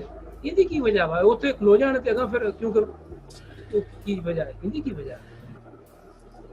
ਦੇਖੋ, ਜਿੱਥੋਂ ਤੱਕ ਮੈਂ ਸਮਝਦਾ, ਵੈਸੇ ਇਹਦੇ ਬਾਰੇ ਵੀ ਆਪਣਾ ਆਪਣਾ ਨਜ਼ਰੀਆ ਹੈ, ਹਰ ਲੋਕ ਆਪਣੀ ਗੱਲ ਸੋਚਦੇ ਨੇ, ਪਰ ਮੈਨੂੰ ਇਹ ਜਾਪਦਾ ਹੈ ਕਿ ਜਦੋਂ ਕੋਈ ਵੀ ਇਨਸਾਨ, ਕੋਈ ਸ਼ਖਸ ਕਿਸੇ ਇੱਕ ਚੀਜ਼ ਦੇ ਲਈ ਫੇਮਸ ਹੋ ਜਾਂਦਾ ਹੈ, ਮਸ਼ਹੂਰ ਹੋ ਜਾਂਦਾ ਹੈ, ਚਾਹੇ ਉਹ ਕੋਈ ਫਨਕਾਰ ਹੈ, ਚਾਹੇ ਉਹ ਕੋਈ ਰਾਈਟਰ ਹੈ, ਚਾਹੇ ਕੋਈ ਇੰਜੀਨੀਅਰ ਹੈ, ਚਾਹੇ ਕੋਈ ਬੰਦਾ ਜਦੋਂ ਮਸ਼ਹੂਰ ਹੋ ਜਾਂਦਾ ਹੈ, ਤਾਂ ਬਹੁਤ ਥੋੜੇ ਲੋਕ ਹੁੰਦੇ ਨੇ, ਸਾਰੇ ਲੋਕ ਨਹੀਂ, ਬਹੁਤ ਚੰਗੇ ਲੋਕ ਵੀ ਨੇ।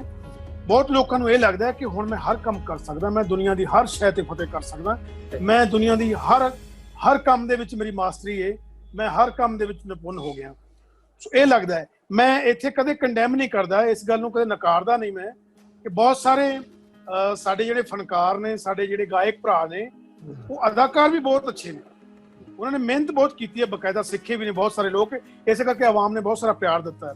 ਸੋ ਉਹੋ ਜਿਹੇ ਕੁਝ ਮਾਡਲ ਲੋਕ ਹੁੰਦੇ ਨੇ, ਉਹਨਾਂ ਨੂੰ ਦੇਖ ਕੇ ਬਾਕੀ ਸਾਰਿਆਂ ਨੂੰ ਇਹ ਲੱਗਦਾ ਹੈ ਕਿ ਜੇ ਫਲਾਣਾ ਬੰਦਾ ਫਿਲਮਾਂ 'ਚ ਆ ਗਿਆ ਤਾਂ ਮੈਂ ਵੀ ਆ ਸਕਦਾ। ਹੁਣ ਜਿਵੇਂ ਮੈਂ ਆਪਣੀ ਉਦਾਹਰਨ ਦਿੰਦਾ, ਕਈ ਵਾਰ ਦੱਸਦਾ ਹੁੰਦਾ, ਮੇਰਾ ਜਿਹੋ ਜਿਹਾ ਸਰੂਪ ਹੈ, ਜਿਹੋ ਜਿਹੀ ਮੇਰੀ ਦਿੱਖ ਹੈ, ਜਿਹੋ ਜਿਹਾ ਮੈਂ ਲੋਕਾਂ 'ਚ ਵਿਚਰਦਾ, ਲੋਕਾਂ ਨੂੰ ਦੇਖ ਕੇ ਲੱਗਦਾ ਕਿ ਇਹ ਬੰਦਾ ਆਪਣੀ ਗੱਡੀ ਵੀ ਆਪ ਚਲਾਉਂਦਾ ਹੈ, ਇਹ ਬੰਦੇ ਦੇ ਨਾਲ ਕੋਈ 4 ਬੰਦੇ ਵੀ ਨਹੀਂ ਹੁੰਦੇ, ਇਹ ਬੰਦੇ ਦੇ ਨਾਲ ਕੋਈ ਬਾਉਂਸਰ ਨਹੀਂ ਹੁੰਦੇ, ਕੋਈ ਸਿਕਿਉਰਿਟੀ ਨਹੀਂ ਹੁੰਦੀ, ਇਕੱਲਾ ਹੀ ਗੱਡੀ ਲੈ ਕੇ ਤੁਰਿਆ ਫਿਰਦਾ, ਕਦੇ ਬਾਜ਼ਾਰ 'ਚ ਕਦੇ ਕਿਸੇ ਜਗ੍ਹਾ। ਸੋ ਉਹਨਾਂ ਨੂੰ ਲੱਗਦਾ ਕਿ ਇਹ ਬੰਦਾ, ਜੇ ਇਹ ਬੰਦਾ ਅਦਾਕਾਰ ਬਣ ਸਕਦਾ ਅਸੀਂ ਕਿਉਂ ਨਹੀਂ ਬਣ ਸਕਦੇ? ਕੋਈ ਬਣ ਸਕਦਾ। ਮੈਂ ਇਹ ਕੱਲ ਤੋਂ ਮੁੱਕਰਦਾ ਨਹੀਂ, ਕੋਈ ਵੀ ਬਣ ਸਕਦਾ ਜੀ ਜੀ। ਪਰ ਉਹ ਇਹ ਨਹੀਂ ਸੋਚਦੇ ਕਿ ਇਹਦੇ ਪਿੱਛੇ ਇਸ ਬੰਦੇ ਨੇ ਸ਼ਾਇਦ ਕੋਈ ਮਾੜੀ ਮੋਟੀ ਮਿਹਨਤ ਵੀ ਕੀਤੀ ਹੈ, ਕਾਫੀ ਸਾਲਾਂ ਤੋਂ ਲੱਗਿਆ ਹੋਇਆ।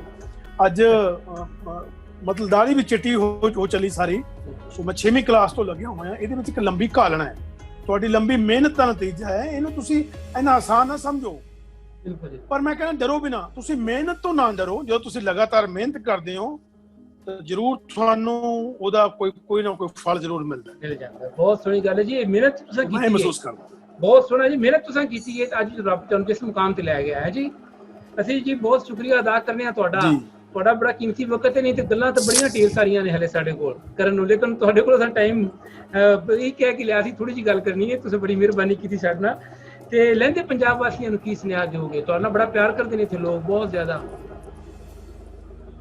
ਦੇਖੋ ਜੀ, ਪਹਿਲੀ ਇਹ ਤਾਂ ਗੱਲ ਇਹ ਹੈ ਕਿ ਮੈਂ ਬਹੁਤ ਸ਼ੁਕਰਗੁਜ਼ਾਰ ਹਾਂ ਸਾਡੇ ਸਾਰੇ ਪਿਆਰੇ ਮਿਹਰਬਾਨ ਦੋਸਤਾਂ ਦਾ, ਸੱਜਣਾਂ ਦਾ, ਜਿਹੜੇ ਸਾਨੂੰ ਮੁਹੱਬਤ ਕਰਦੇ ਨੇ, ਸਾਨੂੰ ਪਿਆਰ ਕਰਦੇ ਨੇ। ਦੂਜੀ ਗੱਲ ਇਹ ਹੈ,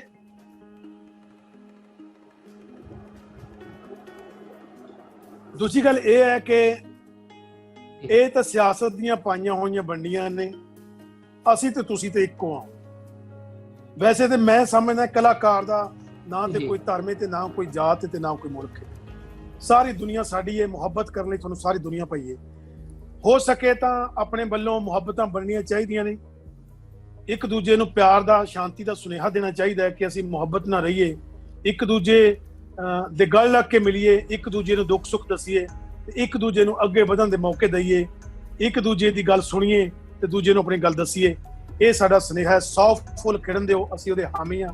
ਅਸੀਂ ਚਾਹੁੰਦੇ ਹਾਂ ਕਿ ਆਪਾਂ ਵੀ ਹੱਸੀਏ ਤੇ ਹੋਰ ਲੋਕ ਵੀ ਹੱਸਣ। ਸਾਰੀ ਆਵਾਮ ਇਸੇ ਤੰਦਰੁਸਤੀ ਦੇ ਨਾਲ ਅੱਗੇ ਵਧੇ ਤਾਂ ਹੀ ਸਾਡਾ ਭਾ ਹੈ।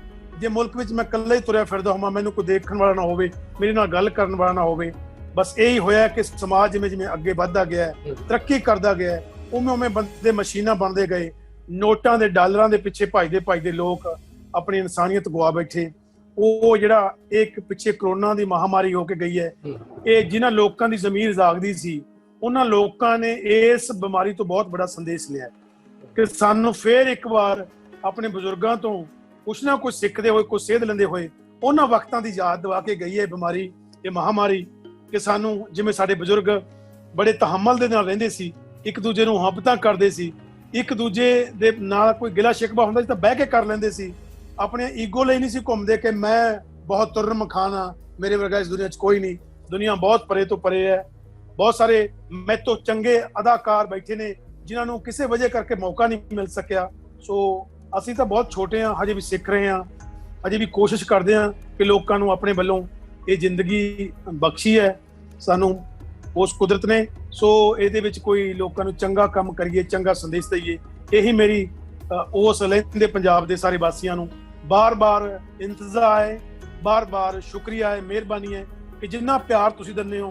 ਮੈਂ ਤਾਂ ਕਈ ਵਾਰ ਇਹ ਸੋਚਦਾ ਹੁੰਦਾ, ਜਿਹੜੇ ਸਾਡੇ ਸੱਜਣ ਪਾਕਿਸਤਾਨ ਤੋਂ ਹੋ ਕੇ ਆਉਂਦੇ ਨੇ, ਕਲਾਕਾਰ ਭਰਾ ਜਾਂ ਦੂਜੇ ਸਾਡੇ ਸੱਜਣ ਜਾਂਦੇ ਨੇ, ਉਹ ਜਿਵੇਂ ਪਾਕਿਸਤਾਨ ਦੀਆਂ ਗੱਲਾਂ ਦੱਸਦੇ ਨੇ ਇੱਥੇ ਆ ਕੇ, ਖਾਸ ਕਰਕੇ ਇਹ ਗੱਲ ਦੱਸਦੇ ਨੇ ਕਿ ਜੇ ਮਹਿਮਾਨ ਨਵਾਜ਼ੀ ਕਿਸੇ ਨੇ ਸਿੱਖਣੀ ਹੈ ਪੂਰੀ ਦੁਨੀਆ ਦੇ ਵਿੱਚ ਤਾਂ ਉਹ ਪਾਕਿਸਤਾਨੀਆਂ ਕੋਲੋਂ ਸਿੱਖੇ, ਤਾਂ ਸਾਡੇ ਲਹਿੰਦੇ ਪੰਜਾਬ ਦੇ ਭਰਾਵਾਂ ਕੋਲ ਸਿੱਖੇ। ਮੈਂ ਇੱਕ ਹੋਰ ਗੱਲ ਤੁਹਾਡੇ ਨਾਲ ਸਾਂਝੀ ਕਰਨਾ ਚਾਹੁੰਦਾ ਕਿ ਮੈਨੂੰ ਜਦੋਂ ਦੂਜੇ ਮੁਲਕਾਂ ਦੇ ਵਿੱਚ ਸ਼ੂਟਿੰਗਾਂ ਜਾਂ ਨਾਟਕ ਕਰਨ ਦਾ ਮੌਕਾ ਮਿਲਦਾ ਹੈ, ਮੈਂ ਆਸਟ੍ਰੇਲੀਆ ਗਿਆ, ਨਿਊਜ਼ੀਲੈਂਡ ਗਿਆ, ਕੈਨੇਡਾ ਗਿਆ, ਹੋਰ ਬਹੁਤ ਸਾਰੇ ਮੁਲਕਾਂ ਦੇ ਵਿੱਚ ਗਿਆ। ਉੱਥੇ ਵੀ ਰਹਿੰਦੇ ਜਿਹੜੇ ਲਹਿੰਦੇ ਪੰਜਾਬ ਦੇ ਸਾਡੇ ਵਾਸੀ, ਉੱਥੇ ਕੁਝ ਸਾਡੇ ਭਰਾ ਵਸਦੇ ਨੇ, ਪਰਿਵਾਰ ਵਸਦੇ ਨੇ, ਉਹ ਇੰਨਾ ਪਿਆਰ ਦਿੰਦੇ ਨੇ, ਇੰਨੀ ਮੁਹੱਬਤ ਦਿੰਦੇ ਨੇ। ਮੈਂ ਸਮਝਦਾ ਬਹੁਤ ਵਾਰ ਰੋਣਾ ਆਇਆ, ਗੱਲ ਲੱਗ ਕੇ ਉਹਨਾਂ ਦੇ ਰੋਏ ਵੀ ਬਹੁਤ ਵਾਰ, ਕਿ ਆਪਾਂ ਇੱਕ ਲੋਕ ਸਾਂ, ਆਪਾਂ ਭਰਾ ਸਾਂ, ਆਪਾਂ ਇੱਕ ਟੱਬਰ ਦੇ ਲੋਕ ਸਾਂ, ਆਪਾਂ ਇੱਕ ਪਰਿਵਾਰ ਦੇ ਲੋਕ ਸਾਂ। ਪਤਾ ਨਹੀਂ ਕਿਹੜੀਆਂ ਇਹੋ ਜਿਹੀਆਂ ਮਜਬੂਰੀਆਂ, ਕਿੰਨਾ ਸਿਆਸਤਾਂ ਦੇ ਹੱਥ ਚੜ੍ਹ ਕੇ ਅਸੀਂ ਵੱਖ ਹੋਏ, ਤੇ ਵੱਖ ਹੋਣ ਤੋਂ ਬਾਅਦ ਅਸੀਂ ਇੱਕ ਦੂਜੇ ਦੀ ਮਿਲਣ ਦੀ ਤਾਂਘ ਦੇ ਵਿੱਚ ਤਰਸ ਰਹੇ ਹਾਂ। ਸੋ ਦਿਲਾਂ ਦੇ ਵਿੱਚ ਮੁਹੱਬਤ ਰੱਖਣੀ ਬਹੁਤ ਜ਼ਰੂਰੀ ਹੈ। ਆਪਾਂ ਦਿਲੀ ਮੁਹੱਬਤ ਰੱਖੀਏ, ਮਾਸ਼ਾਅੱਲਾ, ਜ਼ਰੂਰ ਕਦੇ ਨਾ ਕਦੇ। ਬਹੁਤ ਸਰ ਜੀ, ਬਹੁਤ ਸ਼ੁਕਰੀਆ ਮੁਲਕੀ ਤਰੋਨੀ ਜੀ, ਬਹੁਤ ਸੋਹਣੀਆਂ ਗੱਲਾਂ ਕੀਤੀਆਂ। ਤੁਹਾਡੀਆਂ ਗੱਲਾਂ ਸੁਣ ਕੇ ਇੰਝ ਲੱਗਦਾ ਤੁਹਾਡੇ 'ਚ ਇੱਕ ਸੂਫੀ ਮੌਜੂਦ ਹੈ। ਕਿਉਂ ਜੀ? ਸੂਫੀ ਸੂਈ ਧਾਗੇ ਦਾ ਕੰਮ ਕਰਦਾ ਹੈ, ਸੂਫੀ ਜੁੜਨ ਦੀ ਗੱਲ ਕਰਦਾ ਹੈ। ਬਹੁਤ ਚੰਗਾ ਲੱਗਾ ਜੀ ਅੱਜ ਤੁਹਾਡੇ ਨਾਲ ਗੱਲ ਕਰਕੇ। ਸਾਡੇ ਬੜੇ ਚੰਗੇ ਪਾਗ ਨੇ, ਸਾਡੀ ਸਾਰੀ ਟੀਮ ਤੁਹਾਡਾ ਸ਼ੁਕਰੀਆ ਅਦਾ ਕਰਦੀ ਹੈ। ਲਹਿੰਦੇ ਪੰਜਾਬ ਦੇ ਜਿਨ੍ਹਾਂ ਮਿੱਤਰਾਂ ਨੇ ਮੈਨੂੰ ਬਾਰ-ਬਾਰ ਕਿਹਾ, ਉਹ ਲੋਕ ਅੱਜ ਬੜੇ ਖੁਸ਼ ਹੋਣਗੇ ਤੁਹਾਡੇ ਨਾਲ ਗੱਲ ਕਰਕੇ। ਅਸੀਂ ਸਾਰੇ ਬੜੇ ਖੁਸ਼ੀ ਮਹਿਸੂਸ ਕਰ ਰਹੇ ਹਾਂ ਤੇ ਬਹੁਤ ਸ਼ੁਕਰੀਆ ਸਰ। ਅੱਜ ਸਾਡੇ ਨਾਲ ਮੌਜੂਦ ਸਨ ਜੀ ਬਹੁਤ ਖੂਬਸੂਰਤ ਐਕਟਰ, ਬਹੁਤ ਖੂਬਸੂਰਤ ਇਨਸਾਨ ਤੇ ਬਹੁਤ ਖੂਬਸੂਰਤ ਆਰਟਿਸਟ ਮਲਕੀਤ ਰੌਣੀ ਜੀ। ਜਿਵੇਂ ਉਤੋਂ ਖੂਬਸੂਰਤ ਨੇ, ਇਵੇਂ ਉਹਨਾਂ ਦਾ ਦਿਲ ਬੜਾ ਖੂਬਸੂਰਤ ਰੱਬ ਨੇ ਬਣਾਇਆ ਹੈ। ਰੱਬ ਉਹਨਾਂ ਨੂੰ ਲੰਮੀ ਹਯਾਤੀ ਦੇ, ਹਮੇਸ਼ਾ ਸਲਾਮਤ ਰਹਿਣ। ਡਾਕਟਰ ਗਜ਼ਨਫਰ ਬੁਖਾਰੀ ਨੂੰ ਪੰਜਾਬ ਪਾਕਿਸਤਾਨ ਤੋਂ ਇਜਾਜ਼ਤ ਦਿਓ। ਰੱਬ ਨੇ ਚਾਹਿਆ ਕਿਸੇ ਹੋਰ ਪ੍ਰੋਗਰਾਮ ਵਿੱਚ ਕਿਸੇ ਹੋਰ ਜੀਨੀਅਸ ਪੰਜਾਬੀ ਨੂੰ ਲੈ ਕੇ ਤੁਹਾਡੀ ਖਿਦਮਤ 'ਚ ਹਾਜ਼ਰ ਹੋਵਾਂਗੇ। ਰੱਬ ਰਾਖਾ ਜੀ।